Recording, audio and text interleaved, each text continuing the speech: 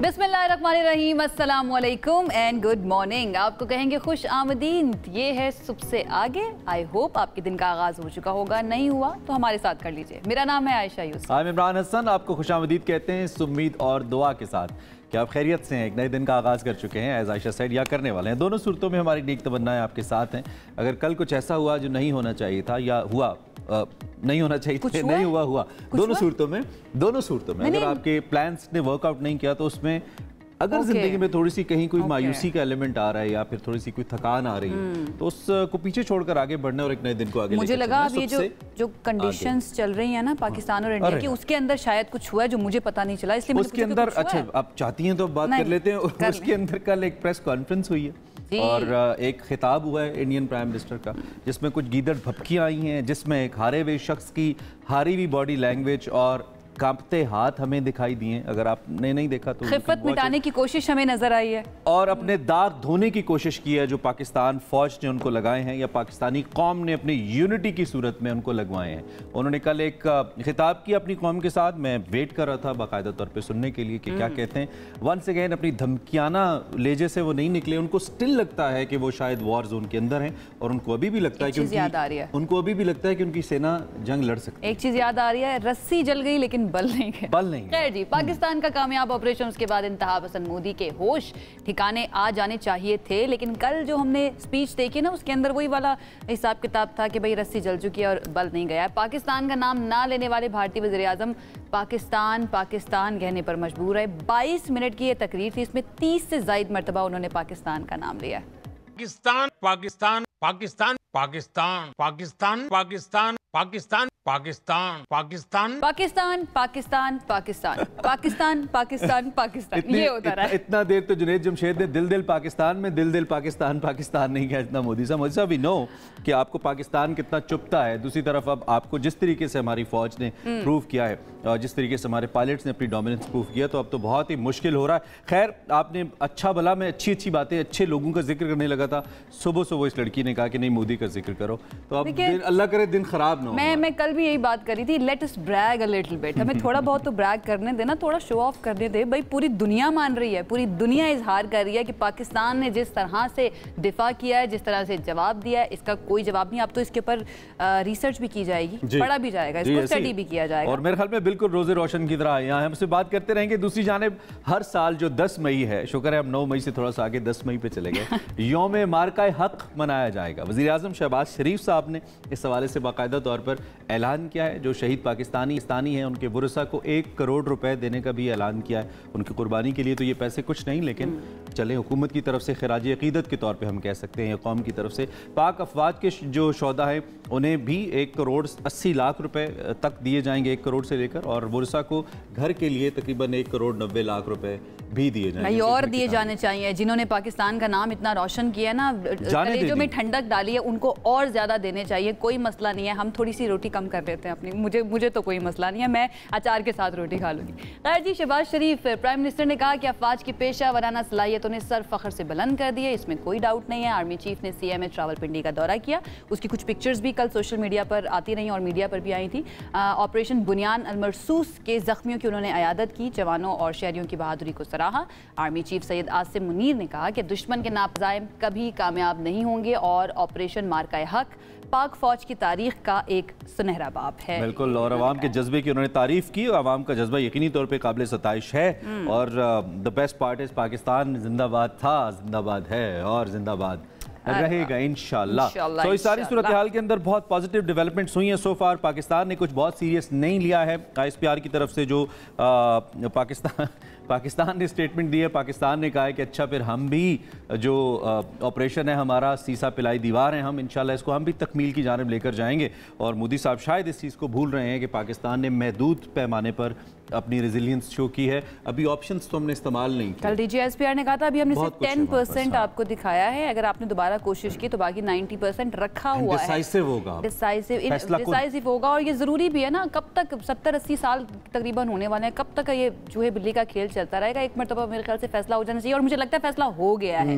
और जो एक बहुत बड़ा मसला है इंडिया और पाकिस्तान के दरमियान, जो कि बेसिकली न्यूक्लियर फ्लैश पॉइंट बना हुआ है इन दोनों कंट्रीज के दरमियान, वो है कश्मीर का मसला। और अब उसके बारे में भी बात हो रही है, उसको भी इंटरनेशनलाइज्ड कर दिया है इस कॉन्फ्लिक्ट में। After you know revoking 370 and 65 वे, उनको लगा था कि अब शायद कहीं नहीं गया, लेकिन अमेरिकन प्रेसिडेंट डोनाल्ड ट्रंप ने जो पाकिस्तान और भारत के दरमियान ये अहम मसला है, जो तनाज़ा है, flash point as you said, इसमें कामयाब जंगबंदी कराने के लिए पाकिस्तान और भारत के दरमियान मसला कश्मीर का हल निकालने की कोशिश करने का भी अज़्म ज़ाहिर किया है। उन्होंने बाकायदा तौर पर कहा है अपने एक बयान में कि मैं दोनों ममालिक के साथ काम करूंगा ताकि ये देखा जा सके कि ये जो हज़ारों साल के बाद, इन्वर्टेड कॉमर्स में कहना चाहिए, कश्मीर के मामले पर, because this is what Trump says, हज़ारों साल के बाद, कि इसका कोई हल निकाला जा सकता है। पाकिस्तान ने उनकी जानिब से अपने इस हल के लिए की जाने वाली जो कोशिशें हैं उस पर हिमायत करने के बयान का खैर मकदम किया है। जो हमारा फॉरेन ऑफिस है उसकी जानिब से एक बयान दिया गया है और उसमें कहा गया है कि हम जो प्रेसिडेंट ट्रंप हैं उनकी आमादगी को भी सराहते हैं कि उन्होंने वो मसला जो इतने अरसे से है, वी बिलीव 70-75 साल जब से पाकिस्तान इंडिया अलग हुए हैं, उस वक्त से खास तौर पे 48 से जो फ्लैश पॉइंट है, इसके हल के लिए अगर डोनाल्ड ट्रंप एफर्ट करे तो it's a very good thing. It's a very good thing. ये बहुत अच्छा इनिशिएटिव ट्रंप की जानिब से हो सकता है and it's very important for both the countries. इस पर बात कर लेते हैं, हमारे साथ मौजूद हैं फॉर्मर एम्बेसडर हैं मसूद खान साहब। सारी सिचुएशन पर भी उन्होंने यकीन रखी हुई है और इसके अलावा भी आलमी उमूर के माहिर भी हैं। उनकी तरफ चलते हैं, उनसे ज़रा तज्जिया लेते हैं डोनाल्ड ट्रंप के इस बयान पर और मसला कश्मीर जो एक मरतबा फिर से सामने आ गया, इंटरनेशनलाइज हो गया। मसूद खान साहब, थैंक यू सो मच हमें ज्वाइन करने के लिए। सबसे पहले आपका एनालिसिस मैं इस पर जानना चाहूँगी, जो एक मरतबा फिर से मसला कश्मीर के ऊपर बात हो रही है, ट्रंप जो हैं उन्होंने कहा है कि वो तैयार है सालसी करवाने के लिए और लग ऐसा रहा है कि अब भारत को भी माननी पड़ेगी ये सालसी, और शायद कल बात भी की है मोदी ने इस बारे में कि पाकिस्तान से बात होगी मसला कश्मीर पर। कैसे देख रहे हैं आप? इससे पहले कि मैं सदर ट्रंप के बयान के ऊपर बात करूं, मैं ये कहना चाहता हूं कि नरेंद्र मोदी ने जो खिताब किया कल अपनी कौम से, उसमें उन्होंने पाकिस्तान को गीदड़ भभकियां दी हैं। असल में ये उनके तमाम अल्फाज का मजमुआ ये है कि उन्होंने शिकस्त तस्लीम कर ली है। और क्योंकि उनकी जो तकरीर है उसका मतन उठा के देखें, उनका वो लहजा देखें, तो उसमें वो जाहिरियत और रौनक नहीं थी जो पहले थी। वो सफाइयाँ पेश कर रहे थे, पाकिस्तान को धमकियाँ दे रहे थे। दूसरा नुक्ता ये है कि उन्होंने ये कहा है कि पानी और खून नहीं बहना चाहिए इकट्ठे, तो ये दुरुस्त है। खून भी हिंदुस्तान बहाता है, पानी भी हिंदुस्तान रोकता है। तीसरा नुक्ता मैं ये कहूँगा कि उन्होंने चूँकि यकतरफा जाहिरियत की थी बिला जवाज़, तो इसमें वॉर रेपरेशंस बनते हैं कि भाई क्यों एक खुद मुख्तार मुल्क के ऊपर उन्होंने बग़ैर किसी सबूत के, बग़ैर किसी इश्तियाल के हमला किया। और इसमें वॉर रेपरेशंस बनते हैं कि पाकिस्तान का जो उन्होंने शदीद नुकसान किया है उसका कोई ना कोई वो खमियाजा भुगते। और फिर जो है मैं ये कहूँगा कि उन्होंने कहा है कि जी वो उनका हक महफूज है कि वो पाकिस्तान में जो दहशतगर्दी के ठिकाने हैं उनके ऊपर हमला करें।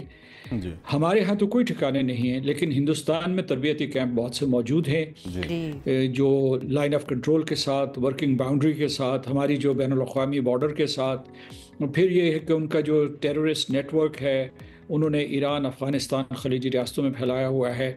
लेकिन हिंदुस्तान के अंदर जो हमने दूर मार हमले किए हैं, हमारे मिसाइल्स ने, ड्रोन्स ने, उसके बाद हिंदुस्तान की तो खान साहब वो तो स्टेट ओन टेररिज्म है, स्टेट बैक्ड टेररिज्म है। कनाडा की मिसाल हमारे सामने है। जी, मुझे नुक्ता मुकम्मल कर लेने दीजिए। तो इस तरीके से उन्होंने पाकिस्तान का भी ये हक महफूज कर दिया है कि हम उनके जितने तरबियती कैंप हैं उनको निशाना बनाएं, क्योंकि वो पाकिस्तान के खिलाफ, क्योंकि वो रियासती दहशत गर्दी है उसकी वो सरपरस्ती कर रहे हैं हिंदुस्तान की जो इंटेलिजेंस एजेंसीज हैं। और हमारे पास जो पिछले दिनों हमारे फौजी तर्जुमान ने बताया था सबूत के साथ कि किस तरीके से अब सिर्फ जो है सिविलियन इंटेलिजेंस एजेंसीज उसमें इन्वॉल्व नहीं हैं, बल्कि जो उनकी फ़ौज है वो भी, उनकी कम्युनिकेशंस उन्होंने हमारे साथ शेयर की थी कि वो भी पाकिस्तान में दहशतगर्दी के वाक़यात की मनसूबाबंदी करते हैं, उनकी सरपरस्ती करते हैं, उनकी सरमायाकारी करते हैं और अपने प्रॉक्सीज़ के ज़रिए पाकिस्तान के सिविलियंस और सिक्योरिटी पर्सनल को निशाना बनाते हैं। अच्छा खान साहब, खास तौर से सिविलियंस को। खान साहब, डोनाल्ड ट्रंप या अमेरिकन प्रेसिडेंट की जानिब से बयानात का सिलसिला कुछ नया तो नहीं है, ऑफ एंड ऑन ऐसा होता रहता है। कुछ ऐसी सिचुएशन बनी, बयानात आ गए, लेकिन इस स्पेसिफिक सिचुएशन के अंदर जो पोस्ट पाकिस्तान इंडिया कॉन्फ्लिक्ट के बाद एकदम से डोनाल्ड ट्रंप की सालिसी और फिर उनका बयान सामने आया है, इस बयान की क्या जो माजी में बयान आते रहे हैं उससे अलग हटके कुछ अहमियत है, या उन बयान जो पहले आते रहे उन जैसा ही है? आपको क्या लगता है? नहीं, पहले से मुख्तलिफ है। सदर ट्रंप ने 2016 में सदर मंतखब होने से पहले, सदर मंतखब होने के बाद और ओथ लेने से पहले ये कहा था कि मसला कश्मीर के ऊपर वो सालसी करेंगे। 2019 में उन्होंने दोबारा दोहराया वाइट हाउस में। हमारे वज़ीर आज़म उस वक्त जो थे उनके साथ मुश्तरका प्रेस कॉन्फ्रेंस करते हुए, लेकिन नरेंद्र मोदी जो है पीछे हट गए थे। सदर ट्रंप ने कहा था कि नरेंद्र मोदी ने उनको ये पेशकश की थी कि आप कोई सालसी करें, या तजवीज़ दी थी। तो अब इस बार भी उन्होंने उसका जिक्र किया है, लेकिन जो उनका बयान है वो उनकी 3 सतह पे उनकी अहमियत है। पहली सिफात थी कि उन्होंने जो है पाकिस्तान और हिंदुस्तान के दरमियान सफारतकारी की, सालसी की और उसके बाद सहूलतकारी की, जो हिंदुस्तान कभी कबूल करने के लिए तैयार नहीं है। वो कहता है कि ये 2 तरफा मामला है। दूसरा जो है सदर ट्रंप ने 2-3 मरतबा दोहराया है कि पाकिस्तान के साथ वो तजारत बढ़ाएंगे, हिंदुस्तान के साथ भी बढ़ाएंगे, लेकिन पाकिस्तान को और हिंदुस्तान को हम पल्ला और मसावी करार दे दिया। और तीसरी चीज़ जो है, सदर ट्रंप ने मसला कश्मीर को एक मरतबा फिर दुनिया के एजेंडे के ऊपर रख दिया है और बैनुल-अक़वामी रेडार पे उसे जो है बहुत नुमायां तौर पर पेश किया। जितने भी तबसरे हुए अखबारात में, जी बहुत बड़ी कामयाबी जो है वो पाकिस्तान की है। मैं ये जानना चाह रही हूँ कि अब ये होगा कैसे मसूद खान साहब, क्योंकि UN रेजोल्यूशंस ऑलरेडी मौजूद हैं और हमेशा भारत उनसे भागता रहा है, इसको बायलैटरल मसला कहता रहा है। अब आपको लगता है कि वो मान जाएगा, भारत मान जाएगा ये सालिसी के लिए, और वाकई में अमली तौर पर भी हमें कुछ इस सिलसिले में होता हुआ नजर आएगा? क्योंकि पाकिस्तान तो हमेशा कहता है कि जो कश्मीरी है उनको राइट टू सेल्फ डिटर्मिनेशन है, लेकिन भारत भागता रहा है। आपको लगता है इस मर्तबा ये पॉसिबल हो पाएगा? भारत ने पहले से ही भागना शुरू कर दिया है। खुद नरेंद्र मोदी ने कहा है कि जी हम दहशतगर्दी के ऊपर बात कर सकते हैं और आज़ाद जम्मू कश्मीर के ऊपर, जिसे वो पाकिस्तान ऑक्यूपाइड कश्मीर कहते हैं, उसके ऊपर बातचीत की जा सकती है। हमारी तरफ से एजेंडा होगा पानी, यानी सिंतास मुआहिदा। दूसरा जो है नुक्ता जो बहुत अहम है, वो जो मुख्तलिफ़ किस्म की तजारती पाबंदियाँ भी हाल ही में लगाई हैं। और तीसरे जो है अहम तरीन मसला कश्मीर। लेकिन मैं समझता हूँ कि वो राह फरार इख्तियार कर रहे हैं। उन्होंने जो अमेरिका की मिन्नत समाजत की थी, नरेंद्र मोदी ने और जयशंकर ने और बाकी लोगों ने, उनके नेशनल सिक्योरिटी एडवाइज़र ने, वो पाकिस्तान के हमले से बचने के लिए उन्होंने की थी। इसलिए नहीं कि वो कोई जंगबंदी के लिए तैयार थे या मुज़ाकरात के लिए तैयार थे, लेकिन अगर अमेरिका का दबाव बरकरार रहा, क्योंकि अमेरिका के अंदर भी वाशिंगटन में हिंदुस्तान की काबिलियत और सलाहियत के बारे में शुकूक शुबहात पैदा हो गए हैं। कहाँ वो उसे खड़ा कर रहे थे कि चीन का मुकाबला करेगा, कहाँ वो पाकिस्तान से पिट गया, और कहाँ ये है कि जो मगरब की इतनी सोफिस्टिकेटेड टेक्नोलॉजी थी उसके मुकाबले में पाकिस्तान का JF-17 और उसके जो हाइपरसोनिक मिसाइल्स थे, उन्होंने उनकी जदीद तरीन टेक्नोलॉजी को नाकारा कर दिया, इंतहाई कीमती टेक्नोलॉजी को नाकारा कर दिया। तो इस वजह से ये हो सकता है कि भारत से वाशिंगटन हाथ खींचे पीछे, जो उसे एक स्ट्रेटेजिक पार्टनर बनाया हुआ है, क्योंकि वो जो है चीन का मुकाबला नहीं कर सकता। और चीन और रूस का इत्तेहाद बढ़ गया है, वो उनके लिए ज़रा ज़्यादा बड़ा ख़तरा है। अच्छा, तो मैं ये समझता हूँ कि जो भी डेवलपमेंट्स हुई हैं उसमें पाकिस्तान फातेह बनकर उभरा है। इसलिए नहीं कि हम ये कह रहे हैं, दुनिया कह रही है। कल की जो स्पीच थी इंडियन PM मोदी की, उसको देखते हुए और जो इससे पहले सीज फायर एफर्ट्स हैं, जारी बात है वी नो कि ये कैसे इनिशिएट हुआ, और अमेरिकन प्रेसिडेंट तो डेफिनेटली उनको पता है कि कैसे इनिशिएट हुआ। तो उसके बाद जो कल की उनकी स्पीच थी, इसको अमेरिका कैसे देखेगा, या इसको ओवल ऑफिस को, व्हाइट हाउस को कैसे देखना चाहिए इसको, उनकी कल की स्पीच को? बिकॉज ही सेड कि हम इसको जारी रखेंगे, हम रोकेंगे नहीं, हम ये करते रहेंगे जो हमने किया है, और हम भी जवाब देते रहेंगे। अब जो है मेरा ख्याल है कि वो लाख मरतबा सोच के इस किस्म का कदम उठाएंगे। लेकिन मेरा ख्याल है आपने बड़ा दिलचस्प सवाल पूछा है कि अगर वाशिंगटन ने इसे कैसे देखा होगा, नेशनल सिक्योरिटी काउंसिल ने कैसे देखा हो, दफ्तर खारजा जो उनका स्टेट डिपार्टमेंट, तो मैं समझता हूँ कि उन्हें ऐसा ही महसूस हुआ होगा। उन्होंने अर्नब गोस्वामी और नरेंद्र मोदी के बयानात को एक ही सफ में खड़ा कर दिया होगा। Oh my God, Oh my God. अगर हम ये तो देखें तो इस वक्त पाकिस्तान तो नक्शे पे एग्जिस्ट नहीं करता। If we have to accept what Arnav was saying. अच्छा, दूसरी जाने पाकिस्तान ने भी जाहिर बात है अपना मैसेज तो दे दिया है। एक आपसे ऑफ एंड ऑन बहुत हमारी बातें, हमारी मुलाकातें, ओवैसी इंटरव्यूज़ होते रहे जिसमें हम डिस्कस करते रहे पाकिस्तान की लॉबिंग को लेकर। अब नेचुरली मुझे ऐसा लगता है, लेकिन आप please correct me if I am wrong, कि एक नेचुरली इस वॉर सिचुएशन ने पाकिस्तान के लिए एक ऐसी लॉबिंग कर दी है जिसमें हम दुनिया में एक बहुत ज़बरदस्त फोर्स के तौर पे प्रैक्टिकली सामने आ गए हैं। पहले हम न्यूक्लियर फोर्स तो थे ही, लेकिन अब दुनिया ने हमारी जो कॉम्बैट स्किल्स हैं, हमारी जंग लड़ने की सलाहियत है जो आजकल के दौर में बहुत इंपॉर्टेंट है, उसको भी देख लिया है। तो क्या still Pakistan needs that strong lobbying in the world Kashmir के मसले के ऊपर, या नहीं अब एक अच्छी धाक बैठ गई है इंशाल्लाह तो चीज़ें बेहतर होंगी हमारे हक में? आपको क्या लगता है बीइंग डिप्लोमेट? देखिए, 3 सतहों पे जो है पाकिस्तान ने तारीख में नए अबवाब का इजाफा किया है। पहला जो है अस्करी बाब है, और उसमें पाकिस्तान ने एक नई तारीख रकम की है कि हिंदुस्तान की टेक्नोलॉजी जिसे बहुत ही बरतर समझा जाता था और स्टेट ऑफ द आर्ट समझा जाता था, और उन्होंने एक हवा खड़ा किया हुआ था कि अब हमारे पास एयर डिफेंस भी आ गया, अब हमारे पास रफाल भी आ गया, मैग 29 भी आ गया, SU भी आ गया। तो उनका आर्सनल बहुत बड़ा था। फिर जो है ड्रोन बनाते थे और बाहर से उन्होंने ड्रोन जो है वो दरामद किए हुए थे। तो एक उसमें पाकिस्तान ने ऐसा फैसला कुन जवाब दिया है कि एक नई तारीख रकम हो गई है, ख़ास तौर से फ़िज़ाइया के हवाले से। ऑल्सो बर्री अफवाज ने जिस किस्म के ठिकाने वहाँ जो नो डाउट। अच्छा मसूद खान साहब, वेरी वेरी इंपॉर्टेंट पॉइंट मैं यहाँ पे उठाना चाहूँगी। चलिए कंप्लीट कर लें। वो था सियासी और सफारती मैदान में, क्योंकि ये पाकिस्तान के लिए बहुत बड़ा डिप्लोमेटिक ब्रेक थ्रू था। और थर्ड जो है वो बयानिया, जिसमें आपका किरदार है, आप जैसे टेलीविज़न नेटवर्क्स का, कि हिंदुस्तानी नीम पागलपन में या पूरे पागलपन में रिपोर्टिंग कर रहे थे या तबसरे कर रहे थे, झूठी कहानियों को फैलाने की कोशिश कर रहे थे। उनका कोई टेलीविज़न नेटवर्क जो है ज़िम्मेदार नज़र नहीं आता था, फैक्ट चेकिंग करता हुआ नज़र नहीं आ रहा था। जो मुंबई की फिल्में होती हैं उनकी तरह थे। आप लोग जो थे मोहतात थे, मुतवाज़न अंदाज में थे, फैक्ट चेकिंग कर रहे थे और उसके बाद हर एक से पूछ रहे थे। For the people like you, आप लोगों से हम सीखते हैं और आप लोगों की वजह से ही हमारा सवाल रखना हमारा काम होता है। कि आप जैसे मेंटोर्स की ट्रेनिंग है विद द टाइम, जो हमने अपने बड़ों से सीखा है, the way you guys have conducted yourself diplomatic fronts के ऊपर, तो ये वो ट्रेनिंग है जो कौम के सामने ऑन स्क्रीन नजर आती है। तो आपका बहुत शुक्रिया सर, आपको जब भी मदु करते हैं आप वक्त निकालते हैं और तशरीफ लाते हैं। हमारे साथ मसूद खान साहब मौजूद थे। वक्त हमारे पास कम था, मैं चाहती थी और कुछ सवाल कर लेते, लेकिन बहुत शुक्रिया। नेक्स्ट टाइम के लिए, नेक्स्ट टाइम आई होप ये वाला कॉन्फ्लिक्ट दोबारा ना हो। नरेंद्र मोदी आपको बहुत मौके देंगे, आप लेट्स सी, हम भी जवाब देते रहेंगे, ऐसी कोई बात नहीं। आगे बढ़ जाते हैं। हम फिर भी आपके पीएम को अदब से बुला रहे हैं because we are Pakistan, we are Pakistani media, not Indian. जो टेक अवे है ना इस सारे सेगमेंट का वो ये था जो मसूद खान साहब ने कहा है कि दुनिया ने इसको ऐसे लिया है कि अर्नब गोस्वामी और मोदी की स्पीच के अंदर ना कोई फर्क नहीं था, एंड दैट वाज इट। इसके बाद मुझे लगता है मैं बात नहीं, it was a mic drop moment. Calibre तो दोनों का ही एक जैसा। We have another very important story to share. Pakistan Bharat कशीदगी की जो कि हम बात करें, अभी तक उसके बादल छटे नहीं हैं या उसके आफ्टर इफेक्ट्स या आफ्टर शॉक्स आ रहे हैं। दोनों ममालिक में जो फ्लाइट ऑपरेशन है ये बुरी तरह मुतासर हुए। आपको मालूम है इस दौरान जितनी भी एयरलाइंस हैं उन्होंने अपने ऑपरेशन रोक दिए थे, मुअत्तल कर दिए थे, और हज़ारों फ्लाइट्स ऐसी थी जो कि एक्चुअली कैंसिल हो गई।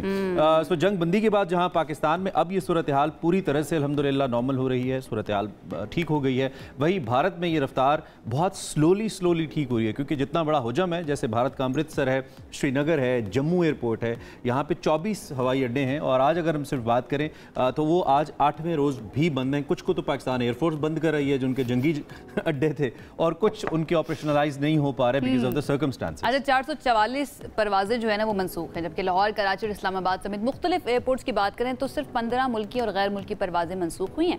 इस तरह के हालात में फ़्लाइट ऑपरेशंस अगर मुअत्तल हो जाते हैं तो सवाल ये है कि इसका फ़ायदा क्या है, नुकसान क्या है? नुकसान ही मेरे ख्याल से ज़्यादा होता होगा। लेकिन इस दौरान भी आपको याद है, ये भी डिस्कस होता रहा है कि जिस वक्त अटैक किया था इंडिया ने, उस वक्त 57 के करीब फ़्लाइट्स जो हैं वो एयरबॉर्न थी, वो कमर्शियल परवाजें जो है ना, कितनी बड़ी तादाद में लोग जो हैं वो सफ़र कर रहे थे, और उसका भी लिहाज नहीं किया गया था इंडिया की जानिब से। खैर, हमारा वो टॉपिक नहीं, हमारा टॉपिक ये है कि नुकसान कितना हुआ है ये परवाज़ें मुअत्तल होने की वजह से, या फिर जो एयरपोर्ट्स बंद हुए उनकी वजह से एयरलाइंस को कितना नुकसान होता है। तर्जुमान PIA अब्दुल्ला खान हमारे साथ मौजूद हैं, उनसे बात करते हैं इस बारे में। Abdullah, thank you so much हमें ज्वाइन करने के लिए। कोई तखमीना अभी तक लगाया गया है कि कितना नुकसान हुआ है ओवरऑल इन 4 से 5 दिनों के अंदर? देखिए बहुत ज़्यादा नुकसान इसलिए नहीं हुआ बिकॉज हमारी जो एयर स्पेस है वो वक्तन फक्तन वो खुलती बंद होती रही है। यानी ऐसा नहीं था कि गुज़िश्ता 2 या 3 दिन लगातार एयर स्पेस बंद रही, जिस तरह आपने बोला है कि हमारे हमसाया मुल्क के अंदर तो 3-4 दिन उन्होंने बंद रखी, तो उसकी फ्लाइटें मनसूख हुई। हमारी चूंकि दरमियान में खुलती थी, फिर 2-3 घंटे के लिए बंद होती थी, फिर दरमियान में पैच आता था। सिर्फ 10 तारीख ऐसी थी जिसके अंदर सुबह 4 बजे से लेके एक लंबा उन्होंने अनाउंसमेंट की थी कि 11 बजे तक दोपहर, यानी 11 तारीख को दोपहर 12 बजे तक फ्लाइट बंद रहेगी, लेकिन वो भी शाम को फिर खुल गई। तो फ्लाइटें पाकिस्तानी एयरलाइनों की बशमूल कौमी एयरलाइन को बहुत ज़्यादा मनसूख नहीं हुई, और जो हुई वो उसके बाद रीस्केड्यूल होकर वो परवाजें ऑपरेट हो गई। ओवरऑल अगर आप कहें तो मेरे ख्याल में 30-32 परवाजें होंगी जो कि PIA की मनसूख हुई होंगी इस दौरान, जिसमें ज़्यादातर परवाजें जो है नॉर्दर्न एरियाज की थी, बिकॉज वो सबसे ज़्यादा हिट था उसके ऊपर, और कुछ डोमेस्टिक परवाजें थी। इंटरनेशनल परवाजें खास तौर पे अभी आपको जिस तरह पता है कि हज ऑपरेशन जो है वो चल रहा है, तो उसको कैंसिलेशन करना जो है वो शायद मुनासिब नहीं था, उसको ताखीर की गई उनकी, उसको स्केड्यूल को थोड़ा सा रद्द-बदल किया गया और वो परवाजें ऑपरेट हुई। ठीक है, मतलब एज सच इतना कोई इम्पैक्टफुल रहा नहीं है ये। हम अगर थोड़ा सा एयर स्पेस का कंपैरिजन रखें हज के हवाले से, तो आपने बता दिया, बल्कि पहले मैं चाहता हूँ इस पर फर्दर ज़रा क्लैरिफिकेशन अब्दुल्ला ये दे दें कि इस वक्त हज की जो परवाजें हैं और बाकी भी परवाजें मुकम्मल तौर पर ऑपरेशनलाइज्ड हैं, और क्या कोई किसी परवाज़ के अंदर या किसी रूट के अंदर कोई डिले ताखीर है? अगर है तो प्लीज़ बता दें हमें।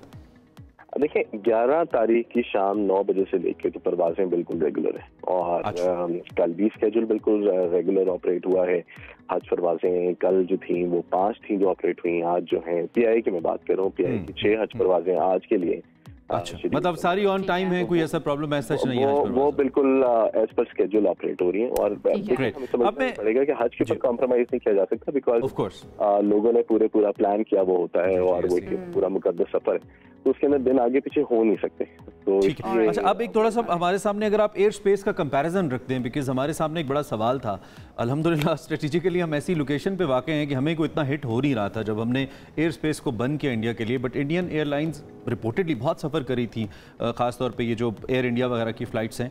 आप थोड़ा सा हमें बताइए तकाबली तौर पर कितनी ऐसी परवाज़ें हैं, अगर आप एक रफ नंबर हमें दे पाएँ या एग्जैक्ट दे पाएँ, जो इंडियन परवाज़ें हमारी एयर स्पेस से गुजरती हैं और वो ओबियसली उनको हमने नहीं गुजरने दिया? कोई नंबर है इस हवाले से आपके पास? देखिए पाकिस्तान के ऊपर से तकरीबन कोई 100 से ज़्यादा परवाजें हैं जो कि इंडियन मुख्तलिफ एयरलाइंस उनकी नेशनल कैरियर समेत जो उनकी प्राइवेट एयरलाइंस हैं वो यूज़ करती हैं अपने वेस्ट बाउंड ऑपरेशन के लिए। जो भी मगरब से उनका जाता है, जो भी मगरब की तरफ उनकी ऑपरेशन होता है, वो ज़्यादातर पाकिस्तान की तरफ गुजरता है। इनफैक्ट जो गल्फ का ऑपरेशन है वो भी पाकिस्तानी एयर स्पेस यूज़ करता है। तो उस हिसाब से देखा जाए तो उनका इम्पैक्ट बहुत ज़्यादा है।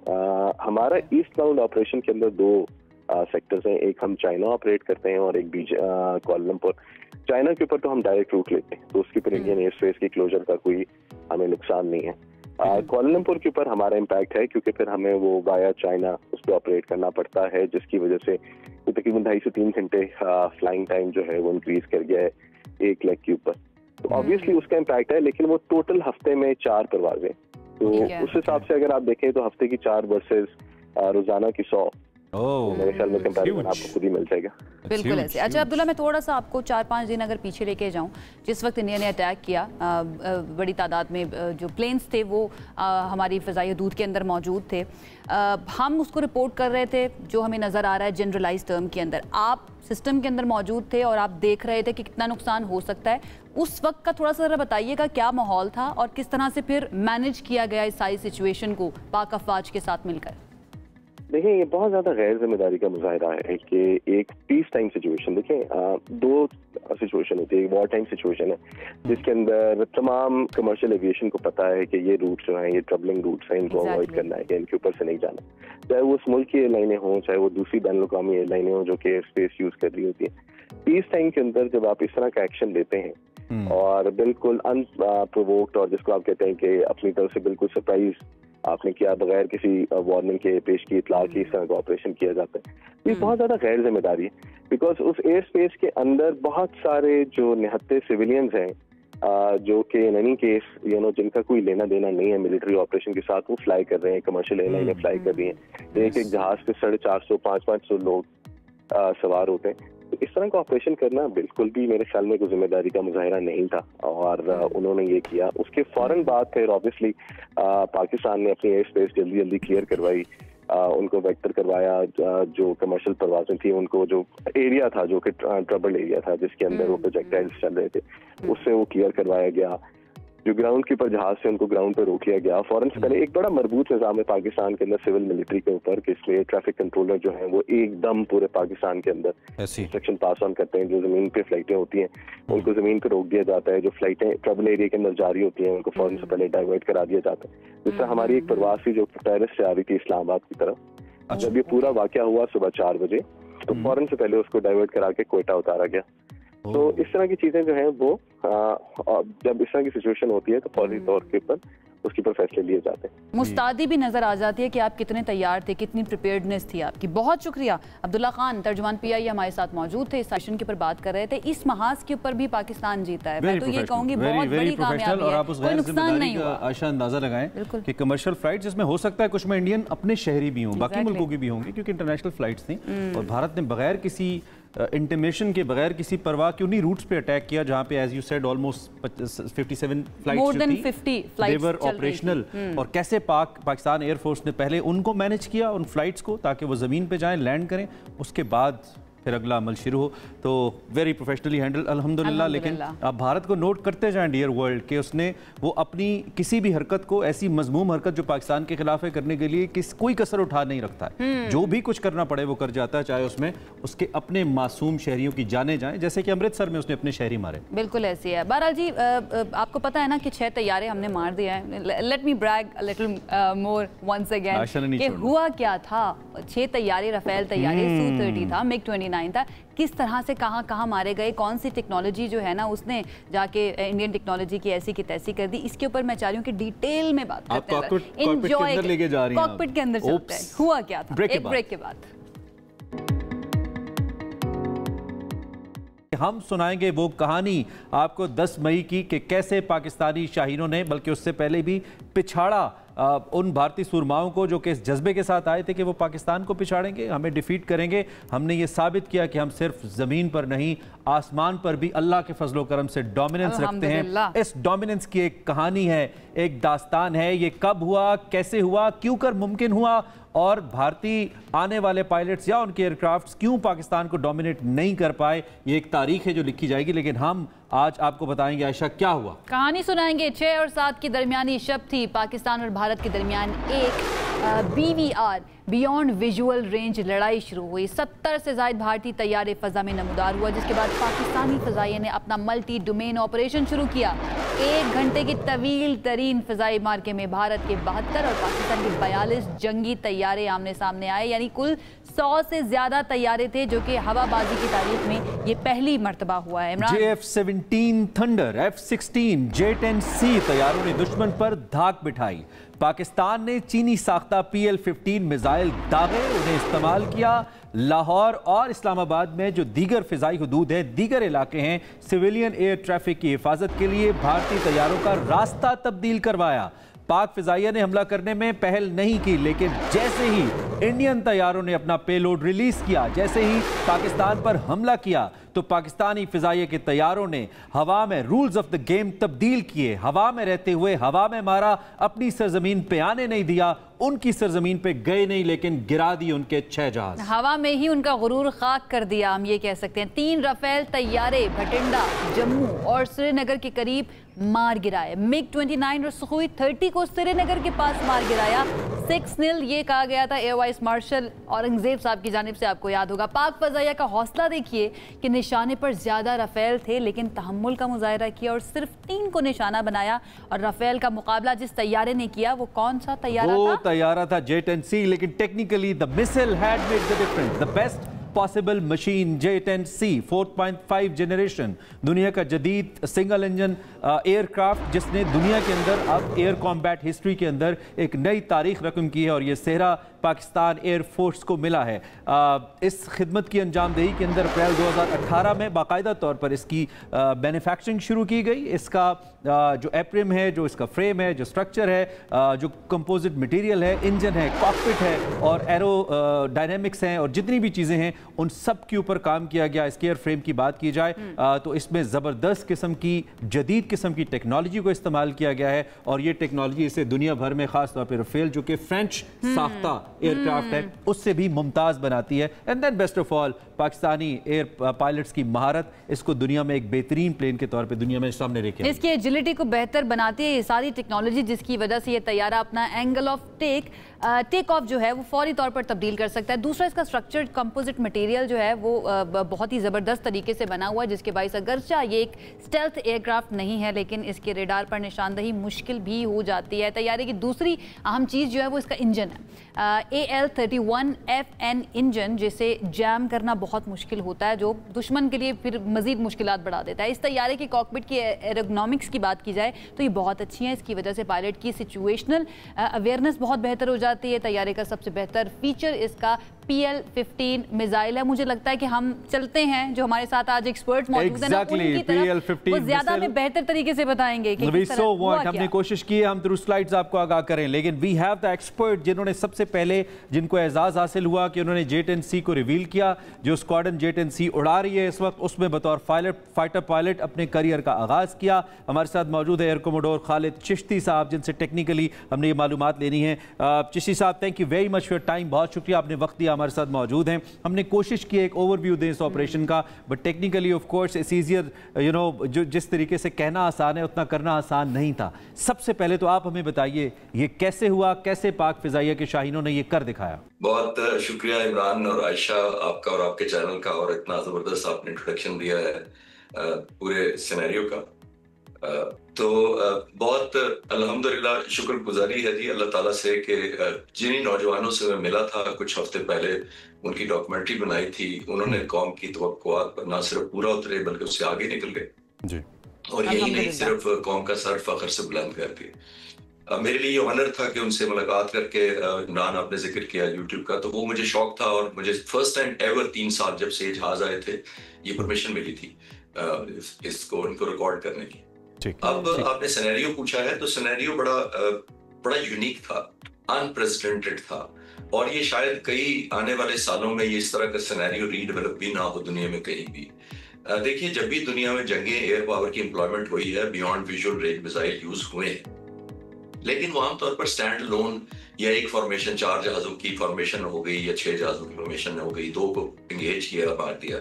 100 प्लस एयरक्राफ्ट का ये जो कॉम्बिनेशन था ये बड़ा ही यूनिक और रेयर था। और एक और चीज शायद आपके नाजरीन को ना अंदाजा हो कि जो इंडिया ने state of the art Rafale का पूरा फ्लीट उड़ाया था, उसके अंदर यानी उनके पास 36 जहाज थे।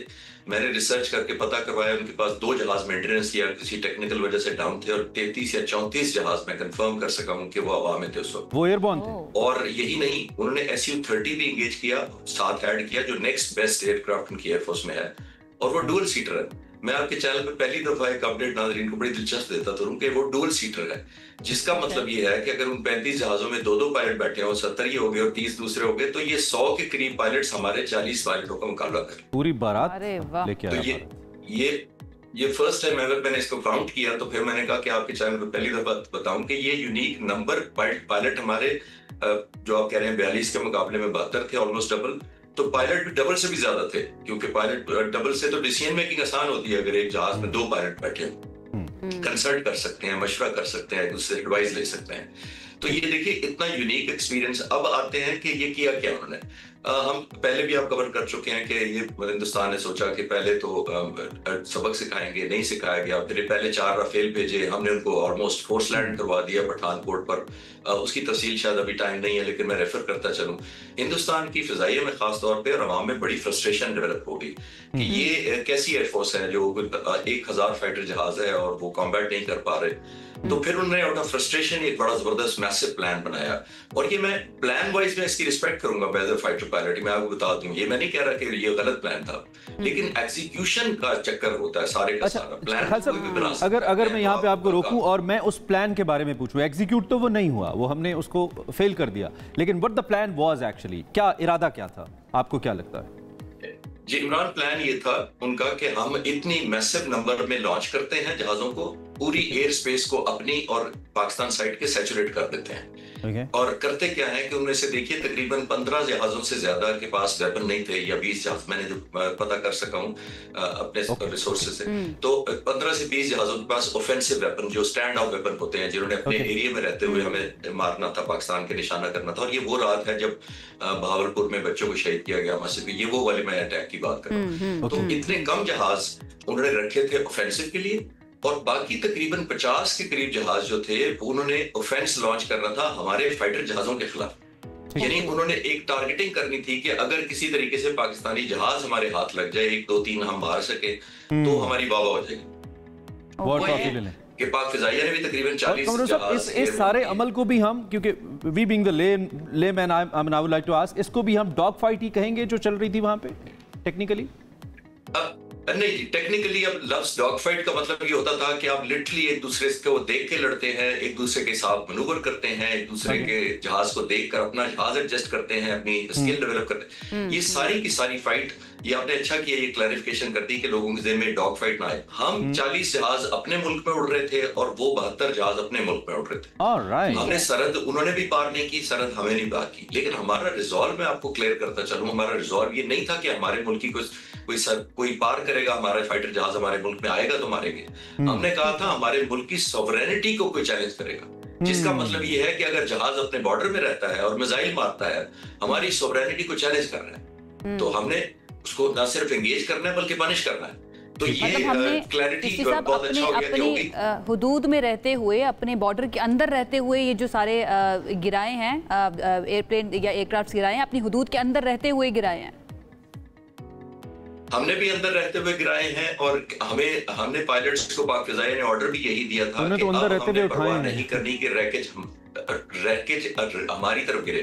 जब अभिनंदन का जहाज शूट हुआ था तो उसमें पायलट्स को हिदायत ये थी कि क्योंकि एस्केलेशन नहीं हुई तो अपने जो आजाद कश्मीर वाला एरिया है उसमें गिरना चाहिए, यानी कि दुश्मन मुल्क में रैकेज ना गिरे, क्योंकि हम ऑफेंस शो कर सकेंगे कि हमारे खिलाफ ऑफेंस किया गया। अच्छा, इस दफा हमारी टॉलरेंस और कम थी। एक और बड़ा इंपॉर्टेंट क्वेश्चन है, आपने कहा कि हम अपनी सरहद में, वो अपनी सरहद में, हम ऑब्वियसली लॉन्ग रेंज मिसाइल्स का इस्तेमाल कर रहे हैं एक दूसरे को टारगेट करने के लिए, और मैं इसे अज्यूम कर सकता हूं कि जिस तरीके से पीएफ आईएफ के जहाजों को टारगेट करने में कामयाब हुई, वो भी कर सकते थे। उन्होंने भी जाहिर बात है मिसाइल्स लॉन्च किए होंगे, क्या हमने उसको डॉच किया, वो कर ही नहीं पाए? एक असम्पशन ये भी है कि when they were returning back, ये करने के बाद, तो उसमें ये हमारा तसादुम हुआ। इसको क्लियर करें जरा, इस सूरत हाल को। नहीं, रिटर्निंग के वक्त नहीं हुआ ये हुआ तो मेन कॉम्बैट के दौरान है, जब हम दूसरे की नर्व ब्रेकिंग मैनूवरिंग में या पोजीशनिंग जिसको हम कह सकते हैं उसमें मसरूफ थे। होता ये है कि जब आप लॉक करते हैं तो टिपिकल, जैसे आपने बड़ा अच्छा सवाल किया था कि डॉग फाइट हुई थी, तो डॉग फाइट नहीं होती। होता ये है कि जब आप करीब जाते हैं मारने के लिए तो दुश्मन के पास भी बहुत इलेक्ट्रॉनिक सेंसर्स लगे होते हैं जो उसको बता देते हैं कि कोई जहाज करीब आ रहा है और तुम थ्रेट हो रहे हो, वो तुम्हें लॉक कर लिया या मार्क कर लिया, जो आप कॉमनली हम लफ्ज यूज करते हैं, तो वो विड्रॉ कर जाता है, फिर दूसरा जहाज आ जाता है, फिर हमारा भी इसी तरह रिप्लेस होता है। यानी कि इट्स लाइक जैसे बच्चों की वीडियो गेम है, लेकिन रियल लाइफ थ्रेटनिंग सिनेरियो था। ये लाइफ वीडियो गेम नहीं थी कि आप रीस्टार्ट कर लेंगे, रिफ्रेश कर लेंगे। इसमें था कि सेंसर्स को डॉज कैसे किया हमारे ये जो J-10C की बात करें या JF-17 की, इन राफेल के सेंसर्स को डॉज किस तरह से किया, एंड देन कैसे हमने निशाना बनाया उनको? डॉजिंग ये होती है, चले मैं एक और एडवांटेज जो पाक फिजाइया का था और जो इमरान कह रहे थे कि हमारे पास J-10C था, और मैं उसको अपनी डॉक्यूमेंट्री में यही कह रहा था कि वन ऑफ द बेस्ट है ये। उसके जो मिसाइल की रेंज है, जो air to air missile beyond visual range, यानी कि मैं अपने नाज़रीन के लिए और सिंपल करने की कोशिश करता हूँ कि पायलट की आंखें 8, 10, 15 किलोमीटर से आगे नहीं देख सकती हवा में, तो जो देख सकती है 100 किलोमीटर 200 किलोमीटर पर, वो रेडार है जहाज के अंदर लगा होता है। वो अपने रेडार से पायलट पिक करता है, जब पिक हो जाता है तो फिर अपने मिसाइल को कहता है कि ये जो मैंने लॉक किया है इस पर रवाना हो जाओ, तो वो रवाना हो जाता है। अच्छा, इस दौरान जब वो लॉक कर रहा होता है दुश्मन को भी खबर हो जाती है। हमारे राफेल के मुकाबले में हमें एडवांटेज ये थी कि राफेल पर जो बियॉन्ड विजुअल रेंज मिसाइल लगा हुआ है उसकी रेंज है 150 किलोमीटर, जिसका मतलब है कि उसको 150 किलोमीटर करीब आना पड़ता है अपने टारगेट को मारने के लिए राफेल। J-10C का बहुत बड़ा एडवांटेज ये है 200 किलोमीटर प्लस से ये फायर कर सकता है, जिसका मतलब है कि इस जहाज ने सिर्फ 200 किलोमीटर जाना था, 150 तक नहीं जाना था। इसके पास, हमारे पायलट्स के पास, ये जो 50 किलोमीटर की विंडो थी, इसको पायलट्स ने कैपिटलाइज करना था, यानी कि जब करीब जाते थे तो उधर से जाहिर है उनके भी करीब जाने की 150 हो जाती थी। जब इनको पता लगता था कि मैं लॉक हो रहा हूँ तो ये विड्रॉ करके दूसरे जहाज को एंट्री। और टेक्निकली सर आपको तो खैर टेक्निकल नॉलेज है, टेक्निकली कुछ लोग ये कंसिडर कर रहे थे कि कुछ चीज़ें ऐसी हैं जैसे स्पीड को लेकर या हाइट को लेकर जिसपे थोड़ा सा स्लाइड सा एडवांटेज जो राफेल को है, वो हमारी रीजनल जो कॉन्फ्लिक्ट्स हैं इस तरह की उसकी रिक्वायरमेंट ही नहीं है। जो हमारी रिक्वायरमेंट है उसके लिहाज से मेरे ख्याल में सबसे बेस्ट हमने एक्वायर किया, जो मशीन हमने एक्वायर किया आई बिलीव जेट-एंड-सी। एब्सोल्युटली, बिकॉज देखिए हमने सबक सीख लिया था वेस्ट के साथ करके, सारी डीलिंग्स पहले जो हुई थी F-16 के बारे में हुई थी और जहाज़ों के जब हमने स्पेशली जब भी वेस्ट लिया जाता है हमारे सैंक्शंस लगने का चांस होता है। हमने जेट-एंड-सी से पहले जो JF-17 थंडर किया था उस पर भी कुछ इलेक्ट्रॉनिक्स की हमारी वेस्ट के ऊपर डिपेंडेंसी थी, और जब जेट-एंड-सी डेवलप हो रहा था तो वो हर दफा वो डिफरेंट चीजें, रेडार या कोई और चीजें, वो बड़ी लंबी तफसील हो जाएगी, वो रोक ली जाती थी। तो हमें बड़ी कैलकुलेट करना पड़ा कि ये साहब इससे पहले जो हम बात कर रहे थे मैं उसके ऊपर आपको वापस लेके जाना चाहूंगी। दुश्मन ने भी लॉक करने की कोशिश की होगी हमारे जो एयरक्राफ्ट चल रहे थे उनको, तो मैं ये जानना चाह रही हूँ उसको छोड़ना या उससे बचना वो किस तरह से पॉसिबल हुआ हमारे पायलट्स के लिए या हमारे एयरक्राफ्ट के लिए? ये जैसे एक दूसरे का हम इसको टेक्निकल टर्म्स यूज करते हैं, उसको कहते हैं हम ग्राइंड करना। जब आप एक दूसरे से मुकाबले में इस तरह आ जाते हैं और आप एक दूसरे को हिट करना चाहते हैं, फिर बीम ले लेते हैं। बीम का मतलब ये होता है कि ये जहाज यूं सामने से आ रहा है, अगर मैं थ्रेट होने वाला हूँ, ये जहाज थ्रेट हो रहा है तो मैं बीम करके इधर निकल जाऊंगा, जिसका मतलब ये है कि अब इसको वो वाली इसके रेडार को मेरी इंफॉर्मेशन या सिग्नल नहीं मिलेगी जिस पे ये मिसाइल लॉन्च कर सके। तो वो ये कंटिन्यूस करना होता है, नर्व होते हैं। एक मैं ट्रिब्यूट पेश करना चाहता हूँ पाक फिजाई की लीडरशिप को। For example air chief marshal Zaheer Ahmad Babar Sidhu खुद ऑपरेशन रूम में ये फाइट करवा रहे थे, ये मेरी कंफर्मेशन है मैं आपको, और एक एक मनूवर को खुद देख रहे थे और हर जहाज को इंस्ट्रक्शन डायरेक्ट दे पा रहे थे क्योंकि प्लान उन्होंने ये किया था काउंटर कर। अच्छा, आपने एनालाइज क्या किया ये दोनों जो पायलट थे, इंडियन पायलट्स या पाकिस्तानी पायलट्स, इनकी ट्रेनिंग के अंदर डिफरेंस था? क्योंकि टेक्नोलॉजी वाइज तो वो बहुत ज्यादा कह भी रहे थे कि हमारे पास बड़ी टेक्नोलॉजी आ गई है, ट्रेनिंग का फर्क है या फिर हम जिसको जज्बा कहते हैं उसका फर्क है? और हमने ये भी सुना कि यहाँ से जब हमारे पायलट्स गए थे रिटेलिएट करने के लिए या उधर बदला लेने के लिए, तो वो कह के गए थे कि we are not coming back. तो ये वो जज्बा है जो हमें जितवाता है या फिर ट्रेनिंग का भी बहुत ज्यादा फर्क होता है? देखिए बुनियादी तौर पर ये है ही स्किल और ट्रेनिंग। एक जज्बा ईमान है, पहली बात तो ये है, आपने पहले जिक्र किया, एक शहादत का होता है कि मैं एक मुल्क के काम आ रहा हूँ। नंबर 2 इंपॉर्टेंट चीज होती है, बहुत इंपॉर्टेंट होती है, जो क्वालिटी ऑफ ट्रेनिंग। हमारी पाक फिजाइया की इतनी टफ ट्रेनिंग है कि हमारे जब मैं स्क्वाड लीडर या 10 साल की मेरी सर्विस हो जाती है, मैं फाइटर पायलट एस्टैब्लिश हो चुका होता हूँ, हमारा फिर भी एक यहाँ स्कूल है कॉम्बैट कमांडर स्कूल, उसमें फिर हमें टेस्ट गुजारने से आता है कि are you a combat commander. और आप इमेजिन करें अगर मैं उधर परफॉर्म ना अच्छा करूं तो मेरा करियर खत्म हो सकता है। अच्छा, आपने चूंकि इससे पहले आप कंट्रोल रूम का जिक्र कर रहे थे, मैं ये सवाल सिर्फ आप ही से कर सकता था, अवेलेबल जितने भी हमारे इस हवाले से एक्सपर्ट्स हैं, आई वाज जस्ट थिंकिंग कि मैं आपसे पूछूंगा। कंट्रोल रूम का आई बिलीव बहुत स्ट्रांग रोल होता है। एक पायलट को किस हद तक हेल्प कर रहा होता है जो कंट्रोल रूम है? आजकल के दौर में तो आई बिलीव इसकी जो इंपॉर्टेंस है मजीद बढ़ गई है, लेकिन आप टेक्निकली हमें बताइए, पायलट को असिस्ट करने के लिए कंट्रोल रूम का स्मार्ट होना, वहाँ पे उसका एफिशिएंट होना, क्विक होना, ये कितना इंपॉर्टेंट है? क्योंकि मैं चाहता हूं कि जितना ट्रिब्यूट हम अपने पायलट्स को दे रहे हैं, इतना कंट्रोल रूम में बैठे हुए हमारे ऑपरेटर्स को भी देना चाहिए, बिकॉज आई नो कि वो कितने आम है। प्लीज आप बताइए। ये आपका बहुत अच्छा सवाल है इमरान। मैं आपको अर्ज करता चलूं कि मैं जब भी जितने इंटरव्यूज में आता हूं, अभी तक मैं जिक्र नहीं कर सका, लेकिन बहुत अच्छा शुक्रिया आपने मुझे याद कराया। मैं जब भी पायलट्स की जिक्र करता हूं तो मैं मेरी डॉक्यूमेंट्रीज में भी ये देखे तो मैं कहता हूं हर टेक्नीशियन, हर इंजीनियर, हर एयर डिफेंस कंट्रोलर, हर वेपन कंट्रोलर शाबाश का मुस्तहिक है। और मैं नाम लेकर ये भी कहता हूं कि जिसने उस दिन उन पायलट्स को चाय पिलाई उसको भी ट्रिब्यूट है। ठीक है, ठीक है। अच्छा साहब, एक बड़ा जी जी जी प्लीज जी कंटिन्यू कीजिए। जी मैंने कहा कि ऑपरेशंस रूम में जब एयर चीफ या टॉप मैनेजमेंट या लीडरशिप वहां मौजूद होती है, पाक फिजाइया ने जो बहुत ज्यादा काम किया जिस एरिया पर, वो है नेटवर्किंग पर। हमारी नेटवर्किंग इतनी स्ट्रांग है कि पूरे पाकिस्तान में या हिंदुस्तान में जितने जहाज हम देख रहे होते हैं वो ऑपरेशंस रूम में सारे के सारे नजर आते हैं, क्योंकि मैं अपनी डॉक्यूमेंट इसके सिलसिले में वो कराया। तो it's like a video available, जैसे आसमान पे कोई सैटेलाइट उड़ रहा है, वो हर जहाज आपको उड़ता हुआ दिखा रहा है, चाहे वो लाइट कम्युनिकेशन का है, पंखे वाला जहाज है, एयरलाइनर है, कोई भी जहाज है। तो ये सिर्फ पाकिस्तान फिजाइया के कंट्रोल रूम में ही है या फिर दुनिया में और भी हमें मिसालें मिलती हैं, या पाकिस्तान फिजाइया ने मजीद बेहतर किया है इस नेटवर्किंग को? जी, पाक फिजाई ने बहुत इंटीग्रेट बहुत जबरदस्त किया है। ये कॉन्सेप्ट नहीं है हमारा कि हमने पहली दफा इंट्रोड्यूस करवाया कि ऑप्स रूम होते हैं, ऑपरेशन रूम हर एयरफोर्स के होते हैं, इंडियन एयरफोर्स का भी होगा। कितना नेटवर्क है, कितनी क्विक उस पर अपडेट आती है, कितनी जल्दी डिसीजन मेकिंग अवेलेबल होती है कमांडर के लिए, वो कमाल की बात है। अच्छा, एक कल नरेंद्र मोदी ने, मेरे पास टाइम कम है, मैं चाहता हूं मैं दो चीजें, एक तो मैं आपसे इस वक्त जेट-10C और राफेल की मार्केट का कंपैरिजन पूछना चाहता हूं, लेकिन उससे पहले भी कल नरेंद्र मोदी ने कहा कि हमने मेड इन इंडिया इस वक्त जो हथियार इस्तेमाल किए और दुनिया में चर्चा है उनका, चूंकि भारतीय प्राइम मिनिस्टर से आया है तो उसका रिबटल जरूरी है। राफेल फ्रेंच हैं, एयर डिफेंस सिस्टम रशियन है और ड्रोन इसराइली हैं। मेड इन इंडिया क्या है इसमें एयर कमोडोर साहब? ब्रह्मोस मिसाइल की बात जो तबाह हो गए सर। मेड इन इंडिया उनके पायलट्स होंगे या कोई एयरपोर्ट्स होंगे, रनवेज होंगे, आई एम श्योर पेट्रोलिंग के डिपो होंगे, म्यूनिशन डंप होगा, उस तरह की चीजें मेड इन इंडिया होंगी। लेकिन ये तीन चीजें उन्हीं की हैं। मेड इन इंडिया पायलट थे तो हमने पकड़ लिए, हवाई अड्डे थे तो तबाह कर दिए, ब्रह्मोस थे तो हमने उड़ा दिए, तो मेड इन इंडिया तो कुछ बचा नहीं है सिवाय नरेंद्र मोदी और उनकी उस लाल वेस्टकोट के हिंदुत्व रंग की। उन्हीं मेड इन इंडिया पर मैं पहली दफा मैंने कल कैलकुलेट किया, तो मैं आपसे शेयर करता चलता हूं। मुझे वेपन्स का लोड पता चला पाक फिजाई के थ्रू, कर्टसी है कि मुझे अपडेट देते रहते हैं, तो मैंने कैलकुलेट किया तो आपको सुनकर बहुत हैरत होगी कि 1965 की जंग में पाक फिजाई ने जितने टन्स के बॉम्बिंग की हिंदुस्तान पर, पूरी जंग में 17 दिन की, पाक फिजाई ने 4.5 घंटे में उससे ज्यादा टन। ओह माय गुडनेस, ये बहुत बड़ा इंकिशाफ है, ये बहुत बड़ा इंकिशाफ है। वन क्विक आंसर, लोग जानना चाहते हैं, लोगों को JF-17 से प्यार था, J-10C से उससे भी ज्यादा हो गया, उनके उड़ाने वाले तो हमारे दिल में रहते हैं। क्विकली सर, इस कॉम्बैट ने क्या डोमिनेंस दी है J-10C को ओवर राफेल्स और दुनिया इसको कैसे देख रही है? Last 30 seconds.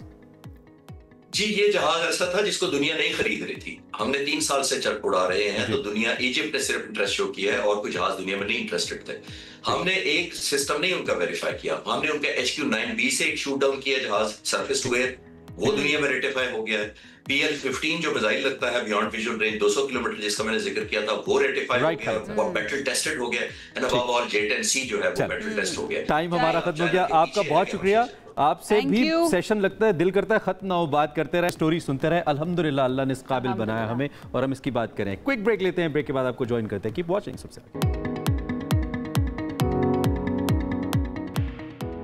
पाकिस्तान ने हर महाज पर भारत को सबक सिखाया, अल्हम्दुलिल्लाह हम इसका मुसलसल तस्करा कर रहे हैं और वो हमारे पेपर्स में आता है ना, मिसालों से वाजे करें, मिसालों से वाजे कर रहे हैं। लेकिन एक और सबक ये जो भारत शायद, ऐसा लगता है हमें, शायद कभी ना सीख पाए, वो है एक अच्छे पड़ोसी के हुकूक अदा करने का सबक।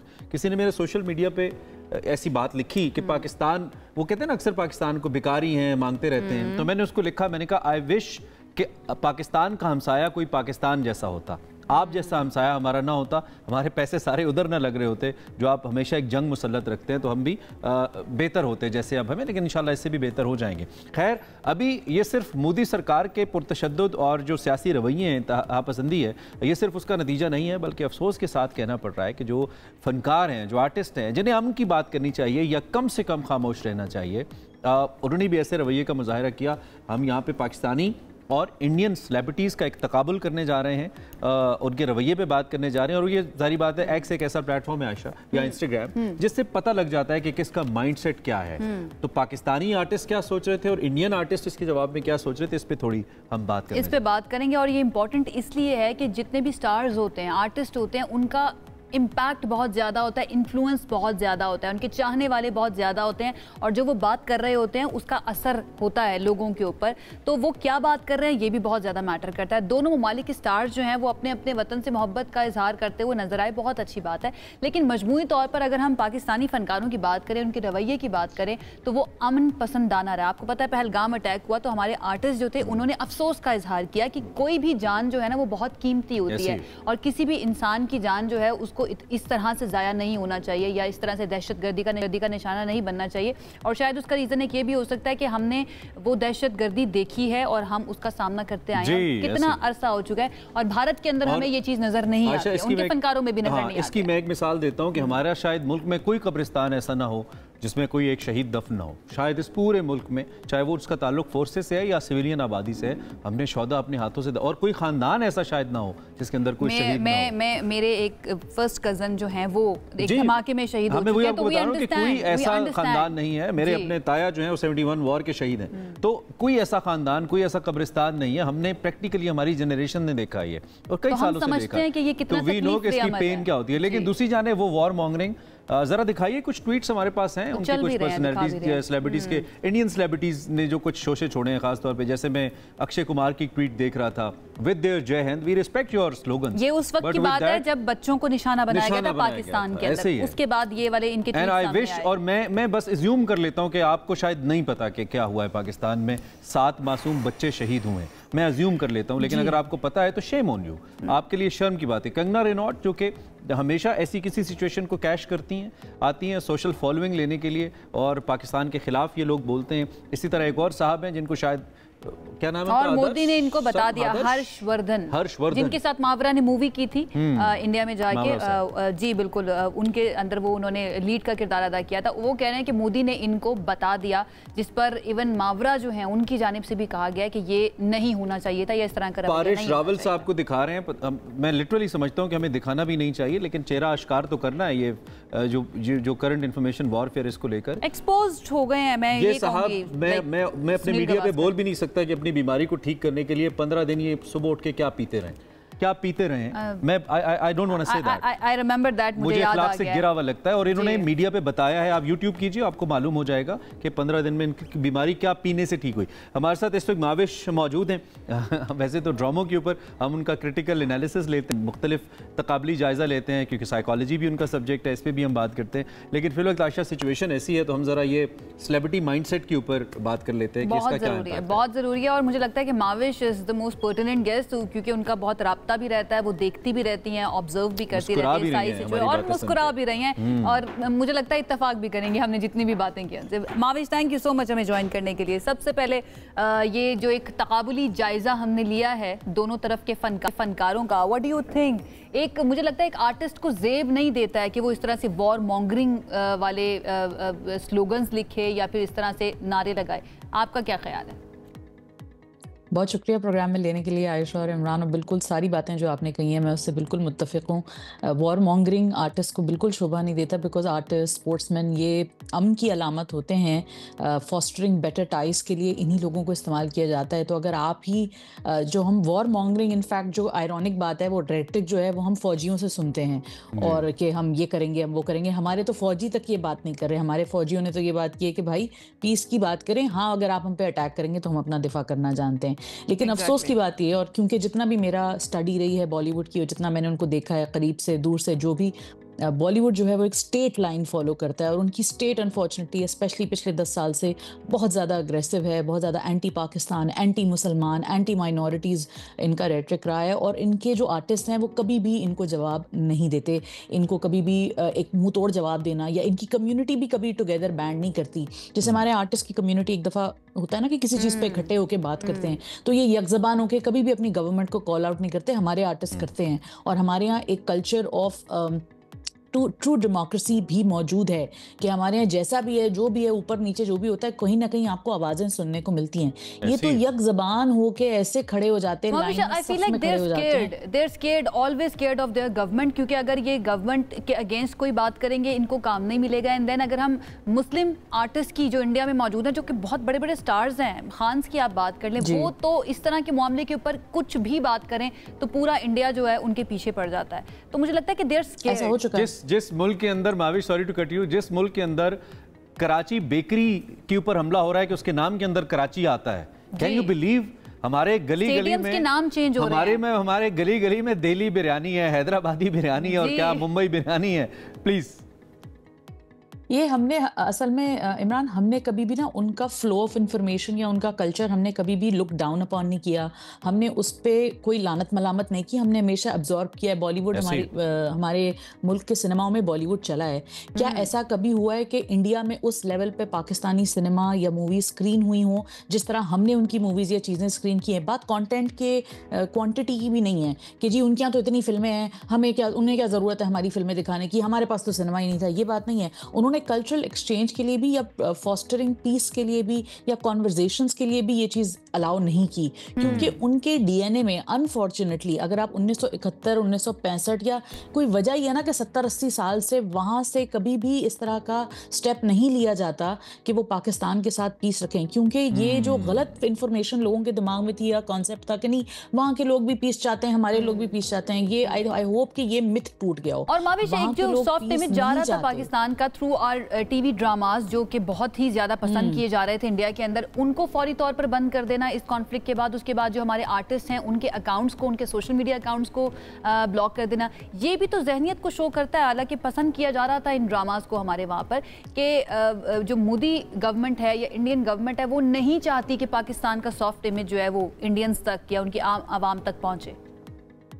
ऐसा ही है। और हमारे ड्रामे और हमारे आर्टिस्ट जो कि वहाँ काम भी कर चुके हैं, अब उन्होंने एक नया अजीबोगरीब किस्म का काम ये किया कि हमारे आर्टिस्ट की तस्वीरें हटा दी हैं वहाँ से, स्पॉटिफाई के पोस्टर्स के ऊपर से, ड्रामों के वो उनके जो थंबनेल्स के ऊपर। भाई थंबनेल क्यों हटाए आपने? दिल से कैसे पूरा ड्रामा हटाए ना, पूरा गाना हटाएं आप, क्योंकि हानिया आमिर को, फहद मुस्तफा को दिल से कैसे निकालेंगे इंडियंस जहाँ पे मिलियंस ऑफ व्यूज बढ़े हैं? आप ये बताइए, आप मुझे ये बताइए कि आप जिससे पैसा कमा रहे हैं, यूट्यूब के जो भी आपके वीडियोस जाते हैं उनसे आप पैसा कमाते हैं। फवाद खान को कपूर एंड सन्स के ऊपर से हटा दिया, माहिरा खान को रईस के पोस्टर के ऊपर से हटा दिया, क्यों? आप वो गाना भी हटाएं ना, आप बाकी का कंटेंट भी हटाएं। नहीं, वहां से तो आपको पैसे मिलते हैं, यूट्यूब आपको पैसे देता है क्योंकि मिलियंस व्यूज हैं। हर्षवर्धन राणे की बात कर ली जिन्होंने मावरा हुसैन के साथ काम किया था, कौन जानता था उनका करियर क्या था? लिटरली क्लेम टू फेम ये था कि उन्होंने एक पाकिस्तानी एक्ट्रेस के साथ फिल्म में काम किया था, और अब उनको इतना बढ़ चढ़ के इतने बड़े बड़े स्टेटमेंट्स दे रहे हैं, नहीं मैं तो काम नहीं करना चाहता, मैं तो ये नहीं करना चाहता। भाई आपका टोटल रेलेवेंस यही थी बॉलीवुड में कि आपने एक पाकिस्तानी लड़की के साथ फिल्म की थी, जब उस लड़की का वो हिट हो गई फिल्म और जब वो उसको लोग जानने लगे, उसके तवस्सुत से आप भी मशहूर हो गए। और आज आप इतनी बड़ी बात करें तो थोड़ी ह्यूमिलिटी आर्टिस्ट को वहां के दिखानी चाहिए। पाकिस्तानियों ने हमेशा उन आर्टिस्ट की इज्जत की है, हमेशा उनके कल्चर की इज्जत की है, उनको प्रमोट किया है, लेकिन अनफॉर्चुनेटली पाकिस्तानी ड्रामास का, चूंकि हम जिक्र कर ही रहे हैं, पाकिस्तानी ड्रामास का इंडिया के अंदर ना जाना इंडियन व्यूवर्स का कितना बड़ा नुकसान है? बिकॉज उनके लिए एक बहुत बड़ा सोर्स ऑफ एंटरटेनमेंट था, न सिर्फ सोर्स ऑफ एंटरटेनमेंट था बल्कि the kind of life they were viewing in our dramas, the kind of stories they were seeing, वो अब शायद जाहिर बात उनके ड्रामों में तो है ही नहीं, हकीकत से हट के हैं, क्योंकि हमारे यहाँ तो आ रहे हैं। तो ये कितना बड़ा नुकसान है उस ऑडियंस का कि वो एक अच्छे कंटेंट से, मयारी कंटेंट से महरूम हुई है। उनकी एक अफसोस की बात है कि उनकी रियासत अपने हिंदुस्तान के मुसलमानों का ख्याल नहीं करती, क्योंकि हिंदुस्तान के जो मुसलमान हैं वो बहुत ज़्यादा रिलेट कर सकते थे पाकिस्तानी कंटेंट से, और बहुत बड़ी तादाद है हिंदुस्तान में मुसलमानों की, बेइंतहा बड़ी तादाद है। तो वो जब सुनो चंदा देखते थे या पाकिस्तान के रमज़ान ड्रामे देखते थे तो कहते थे हाँ देखो ये तो हमारे घर में भी होता है, लेकिन अब वो नहीं देख सकते क्योंकि उनके दिमाग में एक तो हेट भरने की कोशिश की गई है, और फिर उसके बाद उन्होंने ये कहा कि नहीं जी चलो हम तो ये दिखाएंगे ही नहीं आपको, हम आपके लिए अपने कॉन्टेंट में तो आप नहीं दिखाते वो चीजें जो पाकिस्तान का कंटेंट दिखाता है। और दूसरी बहुत बड़ी चीज ये है इमरान और आयशा के हमारे कंटेंट में जो क्वालिटी है ना हमारे ड्रामों में, ना उनकी फिल्में उस तक पहुंच सकती हैं, ना ड्रामे तो खैर उनके छोड़ ही देते हैं, वो कहीं वो सांप आ रहा होता है, कभी कुछ आ रहा होता है, पता नहीं क्या क्या हो रहा होता है उनके ड्रामे ऐसे ही कंटेंट और अच्छाई तक उनका कंटेंट ऐसे ही हम तक नहीं पहुंच सकता जैसे उनके राफेल हमारी सरहद तक नहीं पहुंच सके और पहले गिर गए। जैसे उनके कंटेंट का म्यार गिरा हुआ है वैसे उनके राफेल गिरे। अच्छा भावेश, ये जिस तरह से मुझे ऐसा लगता है कि इस कॉन्फ्लिक्ट ने इंडियन मीडिया को, इंडियन गवर्नमेंट को भी एक्सपोज किया है उनकी आवाम की नज़र के अंदर, और उनको भी पता चला है कि भाई हमें ये वाला मीडिया नहीं चाहिए, ये जिस तरह का कंटेंट कंज्यूम करवाना चाह रहे हैं हमें, ये हमारे लिए ठीक नहीं है। Ayesha, let me take this opportunity to say, हमारे मीडिया पे इतनी तनकीद होती है ना जी, इन पे पाबंदियां हैं, ये बोल नहीं सकते, ये वो, मैं आपको बाखुदा ये कह रहा हूँ, आई स्वेयर कि पाकिस्तान शायद उसका 5% भी नहीं है किसी किस्म का कंट्रोल्ड कंटेंट। होती हैं एंटी स्टेट चीज़ें ऐसी आती हैं जिनको हम जाहिर बात है फिल्टर करते हैं, जो हम समझते हैं कि उनको लोगों तक नहीं जाना चाहिए, पाकिस्तान के लिए या नेशनल इंटरेस्ट के लिए ठीक नहीं है। लेकिन अभी जैसे हमने इंडिया के अंदर हाल देखा है, ड्रामास का हाल देखा है, सहाफ़ियों का हाल देखा है, मीडिया का हाल देखा है, कंट्रोल होने की जरूरत है। Pakistan is the real democracy, I tell you, हम उनसे बहुत बेहतर डेमोक्रेसी हैं। भावेश, अब आप प्लीज जवाब दें। मैं एक्सपोज होने की बात करी थी कि अपनी आवाम के सामने भी एक्सपोज हो चुके हैं, उनकी आवाम को भी कुछ हद तक पता चल गया है कि ये दिस इज नॉट राइट, ये जो कुछ भी हो रहा है। ये देखिए, बचपन में हमें कहावत सुनते थे कि जो दूसरों के लिए गड़ा खोदता है ना, खुद उसमें गिर जाता है। तो पाकिस्तान के खिलाफ जो पीआर होती थी, पाकिस्तान के खिलाफ जो बाकायदा बातें होती थी कि जी इनकी तो अवाम ये है और इनके यहाँ तो ये नहीं होता, इनकी तो औरतें ऐसी हैं, इनकी औरतों को सप्रेस किया जाता है, इनके मीडिया को सब, मतलब हम सब सप्रेस्ड हैं, ठीक है। अव्वल तो हमें ये बताया जाता था बार बार, लेकिन अनफॉर्चुनेटली फॉर दीज, हाँ मतलब हम सब सप्रेस्ड हैं। आयशा आप भी सप्रेस्ड हैं, मैं भी सप्रेस्ड हूँ, इमरान आप तो सप्रेस्ड हैं ही क्योंकि आप मीडिया करते हैं। तो लेकिन आप ये देखिए कि खुद जो दूसरों के लिए इस तरह के गड़े खोदते हैं वो खुद उसमें किस तरह गिरते हैं कि आज पूरी दुनिया ने मुनहसुल कौम उनका, मुनहसुल मतलब एक ग्लोबल तरीके से उनको एक्सपोज किया है। और जो रफाइल जेट हैं उसकी गिरने की तस्दीक हमने नहीं की, हमने तो चलो बता दिया, लेकिन उसकी पूरी इंटरनेशनल मीडिया जब उनको खड़े होकर बता रहे हैं। मीम्स के हवाले से आपकी राय बहुत जरूरी है। आई बिलीव आप भी हमारी तरह बहुत मीम्स एंजॉय करती रहेंगी। उस महाज पे भी हम जीते हैं। मीम्स वॉर के हवाले से being an expert, please your take, कैसे लिया आपने, कैसे देखा, फेवरेट मीम भी बता दें अगर कोई है।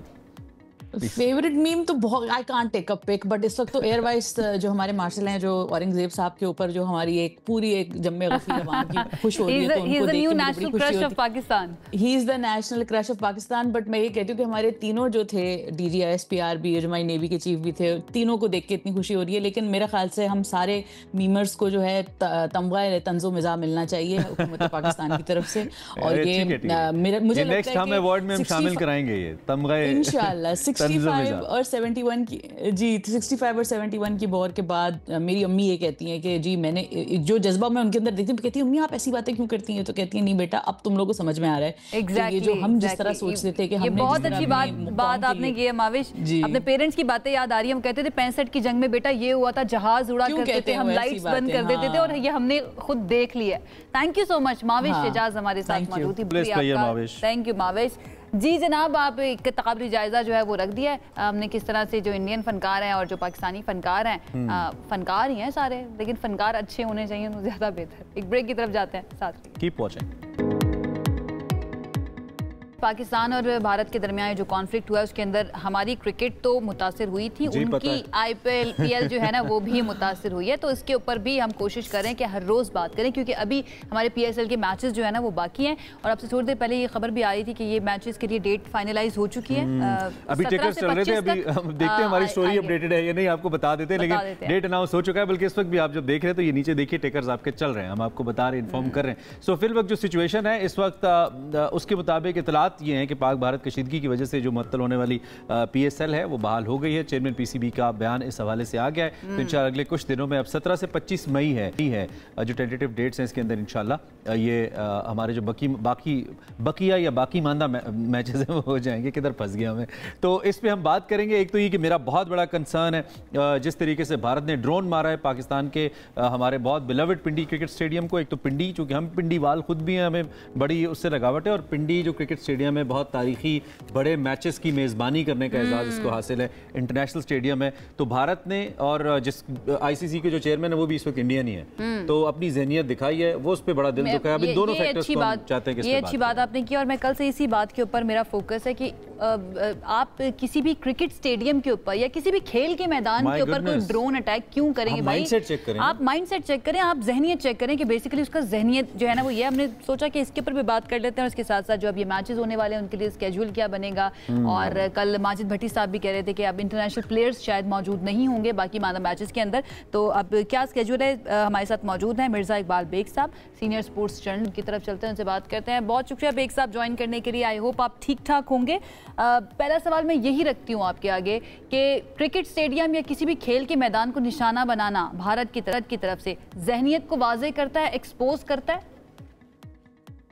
वो कहते हैं ना कि खुद आप अपने दाम में सयाद आ गया। आप देखेंगे भारत ने अगर रावलपिंडी क्रिकेट स्टेडियम को अपना निशाना बनाया तो क्या हुआ, IPL के मैचेस भी जो है वो मनसूख हो गए। जो वहाँ धर्मशाला में मैच हो रहा था उस मैच को कैंसिल किया गया 11वें ओवर के बाद। तो अगर किसी के लिए आप गड्ढा खोदेंगे तो आप खुद उस गड्ढे में गिरेंगे, और यही हुआ कि आप देखें आज पाकिस्तान क्रिकेट बोर्ड के चेयरमैन का एक एक्स पर बयान आया है कि 17 से 25 मई तक जो है HBL PSL के मैचेस होंगे और दोबारा 8 मैचेस होने। अब आप देखें कि PSL तो शुरू होने जा रही है, लेकिन IPL के जो 26 मैचेस बाकी थे वो अब तक नहीं शुरू हो रहे। और IPL में अगर एक मैच का देखा जाए तो तखमीना लगाया गया है 125 करोड़ रुपए जो है वो उनको लॉस हो रहा है पर मैच। तो आप अंदाजा लगाएं कि अभी उनके 26-27 मैचेस बाकी हैं। तो अभी सूरत हाल जो है वो यही है कि कितने जीरो होते हैं, हमने तो लिखे हुए भी नहीं देखे कभी।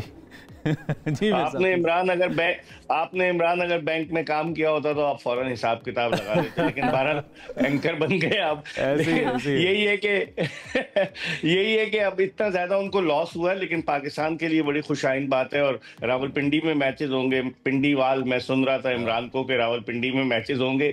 4 मैचेस जो है सुनने में आया कि रावलपिंडी में डबल हेडर्स होंगे, यानी कि सैटरडे और संडे को 2-2 मैचेस होंगे, और फिर उसके बाद टूर्नामेंट लाहौर शिफ्ट होगा कि जहां पर एलिमिनेटर और फाइनल खेला जाएगा। And I'm really glad कि यहीं पर करवाए जा रहे हैं। अब टेक्निकली स्पीकिंग मेरे साथ थोड़े से पिंडीवाल आप भी हैं, टेक्निकली स्पीकिंग। अब उनके बड़े गहरे मरासिम हो गए पिंडी से माशाल्लाह। अच्छा मेरे साहब, अब आगे बढ़ते हुए एक तो ये मैं सबसे पहले उस सेंटिमेंट की बात करूंगा, बिकॉज आप उन जर्नलिस्ट में से हैं जो कि जिनके जज्बात वाबस्ता हैं। सिर्फ काम नहीं है आपका क्रिकेट को कवर करना या स्पोर्ट्स पे बात करना, आपकी जज्बाती, हमारी भी है लेकिन आपकी ज़्यादा है। तो इस जज्बाती वाबस्तगी के तनाजुर में एक ड्रोन का आके पिंडी क्रिकेट स्टेडियम को हिट करना, उसका नुकसान पहुँचाया जाना, वहाँ जहाँ पे क्रिकेट होनी है जो कि जेंटलमैन्स गेम है, आपका क्या इस पर क्या फीलिंग है आपकी? ये कैसी हरकत थी भारत की? देखिए ये बड़ी ओछी हरकत थी इमरान, और अगर देखा जाए तो स्पोर्ट्स जो है उसका तो कोई बाउंड्री होती नहीं है, और स्पोर्ट्स में लोग एक दूसरे के साथ मिलते हैं। स्पोर्ट्स तो डिसिप्लिन सिखाता है, एक दूसरे के साथ प्यार मोहब्बत से मेल जोल का दर्स देता है। लेकिन बड़े अफसोस की बात है कि इस तरह की हरकत की गई जिसकी वजह से PSL के मैचेस को जो है वो कैंसिल किया गया। ये जो आप स्टेडियम का बता रहे थे 1993 में बना था ये, और उस वक्त नवाज शरीफ पार्क भी इसके साथ मौजूद है। और आप अंदाजा लगा लें कि 1993 में बना, 1996 के वर्ल्ड कप के मैचेस भी यहाँ पर खेले गए, और फिर शोएब अख्तर ने यहाँ पर जो है अपना डेब्यू किया। ये बड़ी तारीखी यादें वाबस्ता है इस मैदान से। अजहर महमूद ने यहाँ सेंचुरी स्कोर की अपने पहले टेस्ट मैच में। तो रावलपिंडी क्रिकेट स्टेडियम में शायकीन पूरी तरह से लुत्फानंदोज हो रहे थे PSL के मैचेस से। मैं समझता हूँ कि भारत ने बहुत गलत किया, और शुरू में जो मैंने कहा ना इमरान के जो दूसरों के लिए गड़ा खोदता है खुद उसमें गिरता है, यही हुआ कि उनकी IPL भी जो है वो मुलतवी हो गई, और अभी तक वो शुरू नहीं हो रही। और हमारी तो डेट्स भी आ गई कि 17 मई से PSL के मैचेस शुरू होंगे। ठीक है, तो बेग साहब अब ये जो मैचेस हैं इसके अंदर इंटरनेशनल प्लेयर्स तो अब मौजूद नहीं होंगे, आप भी कंफर्म कर दीजिएगा क्योंकि वो तो वापस अपने घरों को पहुंच चुके हैं। तो बाकी अब रिप्लेसमेंट जो है वो किस तरह से की जाएगी? दोबारा से ड्राफ्ट होगा इन चंद मैचेस के लिए, नए खिलाड़ी ऐड किए जाएंगे? जी हाँ बिल्कुल, क्योंकि जो अगर सूरत हाल को सामने रखा जाए तो ऑस्ट्रेलिया, इंग्लैंड और न्यूजीलैंड के क्रिकेटर्स तो वापस नहीं आएंगे। इवन ऑस्ट्रेलियन क्रिकेटर्स जिनको IPL में एक भारी मुआवजा मिलता है, उन्होंने वहां भी जाकर खेलने से जो है वो रिलेक्टेंट है और मुश्किल ही वहां जाए। तो अब पाकिस्तान में कौन बचा? वेस्ट इंडियन क्रिकेटर्स शायद ना आए, इसलिए कि वेस्ट इंडीज की और इंग्लैंड की सीरीज हो रही है।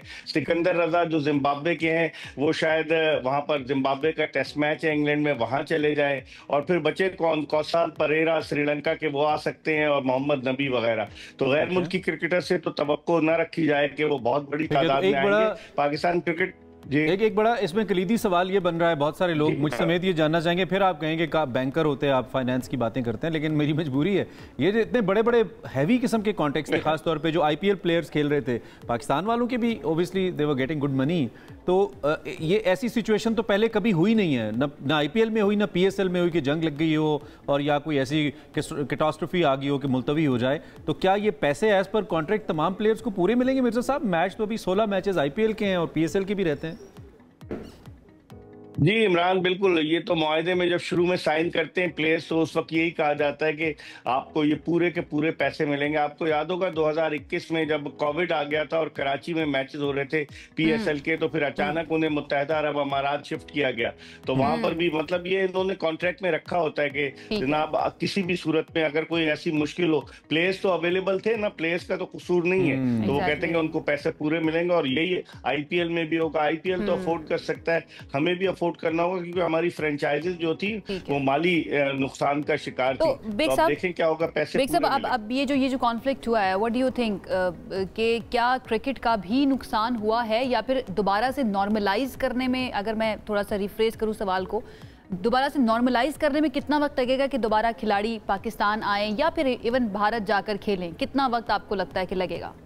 3 राफेल और ज्यादा वक्त नहीं लगेगा। उसकी वजह यह है कि क्रिकेट है, क्रिकेट चलती रहेगी, अभी हालात नॉर्मल हो जाएंगे। पाकिस्तान और इंडिया के हवाले से बात हो रही ना, इंडिया की तो अब इंग्लैंड में सीरीज है, वहाँ रिसेंट जो फ्यूचर में कोई सीरीज नहीं है। और पाकिस्तान में बांग्लादेश की टीम आ रही है। पाकिस्तान 21 मई को उसे पहुंचना है, 25 मई को उसका पहला T20 था फैसलाबाद में। तो अब चूंकि 25 मई को फाइनल होगा PSL का, तो उसको थोड़ा आगे किया जाएगा। तो मेरे ख्याल में इतना फर्क नहीं पड़ेगा और यूं ही चलती रहेगी क्रिकेट, क्योंकि ये तो दोनों ममालिक के दरमियान जो टेंशन था, जो तनाव था, उसकी वजह से ऐसा हुआ। जब हालात नॉर्मल हो जाएंगे तो ऐसा नहीं होगा। बेहतर होगा। पर तो खुदा न खास्ता अटैक नहीं हुआ है ना। ठीक है, अब आयशा आपको थोड़ा सा सुरूर दिलवाएं मालूमात का। हमें क्यों क्रिकेट इंसाइक्लोपीडिया कहते हैं। आखिरी सवाल मेरा, विराट कोहली रिटायर हो गए मेरे साहब जी, सो रोशनी डालिए प्लीज। विराट कोहली, विराट कोहली जिस तरह से रिटायर हुए इमरान, मुझे लगता है कि कोई ना कोई गड़बड़ जरूर है, क्योंकि कुछ दिन पहले रोहित शर्मा ने रिटायरमेंट का ऐलान किया और फिर विराट कोहली ने, हालांकि उनको ऑफर तो है जिसकी पर्दादारी है। 5 टेस्ट मैचों पर मुश्तमिल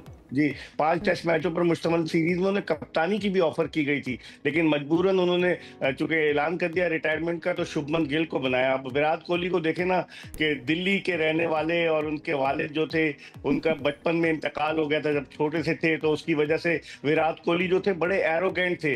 तो फिर आपने देखा होगा 2008 का जो पहला जो विराट कोहली की कप्तानी में अंडर-19 वर्ल्ड कप कुआलालंपुर में जीती भारतीय क्रिकेट टीम, तो उसके वो कप्तान थे। तो फिर उसके बाद उन्होंने टेस्ट क्रिकेट में जो कामयाबियां समेटी हैं, मैं समझता हूं कि सचिन तेंदुलकर के बाद विराट कोहली क्रिकेट की दुनिया का भारतीय ऐसा सितारा थे। क्रिकेट हालात पाकिस्तान भारत का तनाव अपनी जगह, लेकिन अगर हम as a cricket lover, as a cricket journalist देखें, तो विराट कोहली के रिटायरमेंट से क्रिकेट की तारीख का एक सुनहरी बाब जो है वो अपने इख्तिताम को पहुंचा। टेस्ट क्रिकेट में उनका जो अग्रेशन था, जैसे वो खेलते थे, कमाल की वो बैटिंग करते थे, और जिस तरह से बिल्कुल अब उनको याद करेंगे शायकीन क्रिकेट। लेकिन आप कुछ दिनों के बाद देखिएगा इमरान, ये चीजें सामने आएंगी कि कोई ना कोई चक्कर जरूर हुआ है, आपस में कोई कंट्रोवर्सी जरूर हुई है, जिसकी वजह से अचानक उन्होंने ऐलान किया, अचानक हो गया। और ऐसा आपने उनकी कामयाबियों का और अचीवमेंट्स का जिक्र किया, तो उनमें से एक अनुष्का शर्मा भी हैं, उनकी अचीवमेंट जो बॉलीवुड में उन्होंने अचीव किया, ये भी था। वैसे ही is the star, no doubt in it, and we respect each and every player. हम भी याद करेंगे उनको, each and every player, each and every artist जो कि इस पे बात करता है। हमने आर्टिस्ट के हवाले से भी बात करनी है। जी कहते हैं इमरान के हर मर्द की कामयाबी के पीछे औरत का हाथ होता है, लेकिन ये औरत तो बाद में आई, पहले कामयाबियां बहुत सारी समेट ली थी अनुष्का शर्मा बाद में आई। बस ये वही कामयाबी थी जो मिली इनको असल अपनी मेहनत के बाद। Thank you very much for your precious time, for being with us.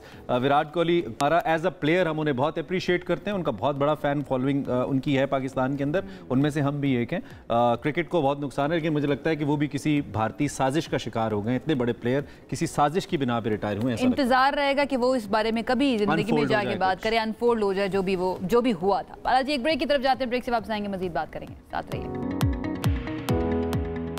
Health की बात भी आपकी करनी होती है कि कौन कौन से इश्यूज जो हैं या किन किन चीज़ों के ऊपर आपको ख्याल रखने की ज़रूरत है। आपको पता है कि हम एक टॉपिक लेकर आते हैं और उसके ऊपर आपको गाइड करने की या अवेयर करने की कोशिश करते हैं। आज हमने बात करनी है कोलोरेक्टल कैंसर के बारे में, जिसको कॉलन कैंसर भी कहा जाता है, जो बड़ी आंत या रेक्टम के कैंसर के तौर पर भी जाना जाता है। दुनिया भर में सेहत का एक संगीन मसला ये बन चुका है। और प्रॉब्लम ये है इमरान कि ये पहले आमतौर पर बुजुर्गों की बीमारी समझी जाती थी, लेकिन अब ये जो यंग लोग हैं, यंगस्टर्स हैं, जैसे हार्ट अटैक के बारे में हमने बात की थी कि वो यंगस्टर्स के अंदर भी होने लगा है। अब ये बीमारी भी तेजी से फैल रही है नौजवानों के अंदर। और आई बिलीव इसकी बहुत सारी वजूहात हैं, कुछ तो हम आइडेंटिफाई कर पाएंगे अभी, नौजवानों को खुद भी पता है। Overseas lifestyle is one of them.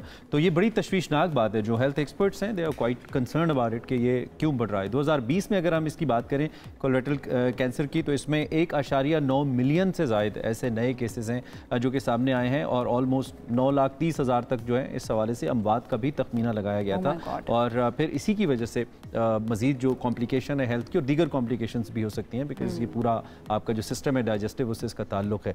तो हमने इसी पे बात करनी है। डॉक्टर फरहान शहजाद हमारे साथ मौजूद है, जनरल सर्जन है। उनसे ज़रा एक तो इसकी अलामात को लेकर बात करते हैं, फिर क्योर कैसे हो सकता है, इन सब पे डॉक्टर साहब की राय लेते हैं। साहब good morning, how are you? ठीक ठाक हैं? जी। किस किस्म के केसेस ज़्यादा आते हैं? आई मीन इसको लेकर किस किस्म के मरीज ज़्यादा आते हैं? What type of problem they report, अलामात क्या होती हैं इसकी, थोड़ा सा इन जनरल हमें बताइए। जो कोलन कैंसर के लिए अगर हम बात करते हैं तो इसको रेड फ्लैग सिम्टम्स कहते हैं। मैंने यूके में भी, जैसे I have experience of 10 years, तो वहाँ पे रेड फ्लैग सिम्टम्स ये होते हैं कि अगर किसी भी मरीज़ की change in bowel habits, change in bowel habits ये होती हैं कि कुछ अरसा कब्ज़ रहना और कुछ अरसा जो है मरीज़ के जो कुछ वीक्स मुझे जो है वो कब्ज़ रहती है और कुछ वीक्स में लूज टूल या डायरिया हो जाता है। सेकंड ये होता है कि एक पेशेंट की हैबिट है this going to the washroom on the daily basis, अगर वो डेली जा रहे हैं वो चेंज होकर दिन में 1 से 3 दफ़ा हो गया है। ठीक है। दूसरी रेड फ्लैग सिम्टम्स में पेशेंट बड़े पखाने में खून आना, ये बहुत कॉमन अलामत है। वज़न का कम होना, ठीक है, कोई पेट में कोई मैस का फील होना, कोई लंप का फील होना, तो ये सारे रेड फ्लैग सिम्टम्स हैं। यूके के अंदर ये जब रेड फ्लैग सिम्टम्स आते हैं तो उसको 28 डेज़ के अंदर इन्वेस्टिगेट करना ज़रूरी है। क्योंकि अगर कोई भी ये सिम्टम्स आते हैं तो जीपी हमारे पास पेशेंट को भेजता है और then we need to investigate this patient in 28 days कि अगर खुदा ना खास्ता अगर कैंसर है तो उसको अर्ली स्टेज में डायग्नोज कर दिया जाए। ठीक है। हमारे यहाँ मसला ये है कि अगर बड़े पेशाब में खून आता है तो लोग समझते हैं कि बवासीर है, ठीक है, और अगर वजन का कम होते हैं तो वो समझते हैं कि शायद हम खाना ठीक नहीं खा रहे हैं, ठीक है। तो ये ऐसी खुद से डायग्नोज करना शुरू कर देते हैं। खुद से डायग्नोज करना शुरू। आप ये भी कह रहे हैं कि बवासीर पाइल्स का इससे कोई ताल्लुक नहीं है? नहीं है। देखें, जो खून पखाने में आता है one of the cause is the piles. Cancer का रिस्क रेशियो जो है अप टू 5% है। लेकिन जो वेस्टर्न प्रैक्टिस ये है कि अगर 5% रिस्क भी है तो उसको आप इन्वेस्टिगेट कर लें, क्योंकि अगर आप कैंसर को शुरू में डायग्नोज कर लेते हैं तो उसका जो सर्वाइवल रेट है वो 95% है। वहाँ पर तो सिस्टम ये अलग है ना, वहाँ पे तो you have to make your own file, आपको रजिस्टर होना पड़ता है और आपकी एक एक हिस्ट्री जो है वो आपके जीपी के पास भी होती है and then he can recommend. Pakistan में ये सब चीज़ें नहीं है। आप जैसे कॉन्स्टिपेशन का या चेंज इन बाउल सिस्टम की आपने बात की, ये नॉर्मली भी लोगों को होती है। जानना मैं ये चाह रही हूँ कि कब आपको डॉक्टर के पास जाना पड़े कि अब ये प्रॉब्लम इस तरह की हो चुकी है कि this is the red flag, I should go to doctor and check myself. देखिए, मैं अपना लास्ट ईयर मैं पाकिस्तान में 1 साल हो गया तकरीबन, तो मैंने 1 साल में यहाँ पे मोर देन 35 या 40 पेशेंट्स जो मैंने यंग पेशेंट्स देखे हैं एज 30 to 40, उनकी कंप्लेंट ये थी कि जी ब्लीडिंग पर रेक्टम चल रही है, बट दे वेटेड कि ये बवासीर है और दे wait up to 8 months 10 months, और जब मैंने उनको डायग्नोज किया तो कैंसर की लास्ट स्टेज के ऊपर थे। ठीक है, when you see the patient who is 35 जो 40 है, और व्हेन यू सी कि यार ये स्टेज 4 पे चला गया और अब इनके लिए हम कुछ नहीं कर सकते, ठीक है, तो it's very sad news for over people. And otherwise you said 95% curable है। अगर ये सिम्टम्स होते और वो शुरू में ही ऐसे आया, मैं कोरेक्टल सर्जन के अगर आके इन्वेस्टिगेशंस के अंदर अगर हम सिंपल एक छोटा सा मुआयना अगर ओपीडी में भी कर लें, जिसको डिजिटल रेक्टल एग्जामिनेशन कहते हैं, या सिंपल सिग्माइडोस्कोपी होती है, वो it will take up to 5 minutes। अगर ये टेस्ट अगर इन्वेस्टिगेशन हो जाती है तो अगर कैंसर खुदा ना खास अगर मौजूद भी है और वो डायग्नोज हो जाता है तो 95% नॉर्मल लाइफ है। जो बात करें, मुझे एक याद आ गया, आई हैड अ फ्रेंड जिन्होंने जाकर ऐसे ही बस मजाक में कि दूसरों को चेक करवाने गए थे कि मैं भी टेस्ट करवा देता हूँ। वो टेस्ट करवाया एंड देन डॉक्टर ने उनको कॉल करके कहा कि आप जहाँ पर भी हैं फौरन वापस आ जाए, एंड उसको डायग्नोज हुआ कि उनको डॉक्टर साहब, बहुत सारे मेरे जैसे लोग तो इसलिए टेस्ट नहीं कराते कि बीमारी ना निकल रहा है। बिल्कुल ऐसे ही है पाकिस्तान में ये माइंडसेट है। बिल्कुल ऐसे। मैं ये कहना चाहूँगा कि देखिए जी, ये जो रेड फ्लैग सिम्टम्स मैंने बताए हैं ना, ठीक है, अगर इफ़ यू आर अबव 40 और खुदा ना खास्ता अगर आप ब्लड के जो टेस्ट करवाते हैं उसमें हीमोग्लोबिन लेवल का लो होना, ये अलार्मिंग सिम्टम है, क्योंकि राइट साइड कॉलन ट्यूमर्स जो होते हैं उसमें सिम्टम्स कोई नहीं होता, उसमें सिर्फ हीमोग्लोबिन लेवल्स कम होंगे। तो हम जब हीमोग्लोबिन लेवल कम होते हैं तो आप चले जाते हैं जीपी के पास, जीपी कहते हैं जी आयरन की टैबलेट ले लें, अपनी बस खुराक ठीक रखें, but the cancer is sitting there. मैं सिर्फ ये कहना चाहूँगा, अगर ये इलामात हैं, अगर 3 टेस्ट करवा ली जाए, अगर वजन कम हो रहा है, ठीक है, चेंज इन बावल हैबिट्स आई है, ठीक है, पेशेंट के अंदर, तीसरा मैं ये कहूँगा तो कोई लंप फील होता है, अगर एक सीटी स्कैन करवा लिया जाए, ठीक है, और साथ एक क्लोनोस्कोपी जिसको हम कहते हैं बड़ी आंत का मुआयना कैमरे के थ्रू कर लें, अगर ये 2 इन्वेस्टिगेशंस नॉर्मल हैं तो मैं ये गारंटी देता हूँ कि आंत का कैंसर आपको अगले 20-25 साल नहीं हो सकता, चाहे किसी भी एज में। स्कोपी जो आप बात करेंगे, ये इसका प्रोसेस क्या होता है? बिकॉज़ सर्टेन जैसे एंडोस्कोपी होती है, कुछ लोग उससे घबराते हैं, देखिए जी, डरते हैं, पेनफुल भी होते हैं कुछ ऐसे, लेकिन प्रोसेस आपका इंडिया में बताइए। In the UK as a surgeon we are doing the screening endoscopies, हम खुद क्लोनोस्कोपीज करते हैं। ये स्क्रीनिंग क्लोनोस्कोपी होती है। अगर एक पेशेंट को सिम्टम है तो क्लोनोस्कोपी का टेस्ट इस तरह होता है कि जी आप एक दिन पहले पेशेंट को कहते हैं कि जी आपने साशे लेने 12, ताकि आंत आपकी साफ हो जाए, और थोड़ी सी हम सिडेशन देते हैं, एक हल्का सा इंजेक्शन देते हैं जिसमें नीम हल्की सी गनूदगी होती है, और the test will take up to 15 minutes। उसमें पूरी आंत का मुआयना हो जाता है। उसमें ये होता है कि जब भी कैंसर आंत का जब भी आता है तो वो पहले पॉलिप बनता है। अच्छा, पॉलिप ये होता है, झिल्ली सी होती है आंत के अंदर। अगर मैं क्लोनोस्कोपी करूँ, मुझे झिल्ली नजर आती है, अगर मैं उसको उसी वक्त ही निकाल देता हूँ तो आप क्योर हो गए 100%। अगर उस झिल्ली को छोड़ दें जो क्लोनोस्कोपी नहीं करा रहे, वो नेक्स्ट 5 to 10 years के अंदर वो कैंसर में कन्वर्ट हो जाती है। क्लोनोस्कोपी इज अबाउट तकरीबन 30,000 to 50,000 जो एवरेज रेट चल रहे हैं यहाँ पे। तो लेकिन मसला सिर्फ ये है कि जो क्लोनोस्कोपी भी कर रहा है उसकी भी एक्सपर्टीज चाहिए।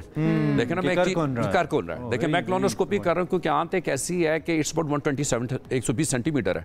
अब 120 सेंटीमीटर के आपने हर वाल को देखना है और आपने उस पॉलिप को डिटेक्ट करना है जिसने अगले 10 साल में कैंसर बनना है। अगर वो पॉलिप नजर आ जाता है, हम उस पॉलिप को निकाल देते हैं, तो इसका मतलब ये है कि अगले 5 to 10 ईयर्स पेशेंट को कोई चीज की जरूरत नहीं है। पाकिस्तान में टेक्नीशियंस जो हैं वो इस तरह के मौजूद हैं, इतने कॉम्पिटेंट या केपेबल? देखिए यहाँ पे क्लोनोस्कोपीज जो होती है ना, वो गैस्ट्रोएंटरोलॉजिस्ट कर रहे हैं, ठीक है, जो गैस्ट्रो के डॉक्टर्स हैं। अब मसला ये होता है कि यहाँ पे तो रश इतनी है पाकिस्तान के अंदर, एथिकल प्रैक्टिस का इसमें सवाल आ जाए, बस पेशेंट आया जी 5 मिनट में आपने कर दी और बस क्लोनोस्कोपी खत्म हो गई। ये जो स्क्रीनिंग क्लोनोस्कोपीज होती हैं, ये इसके आपको at least you have to get 25 minutes कि आपने एक एक बॉल को देख के पॉलिप को डिटेक्ट। डॉक्टर साहब, आपने जो कि हमने यंगर जो एज ग्रुप है उसके बारे में डिस्कस किया कि उसमें ये ज्यादा हो रहा है, क्यों हो रहा है जी, क्या कर रहे हैं ये?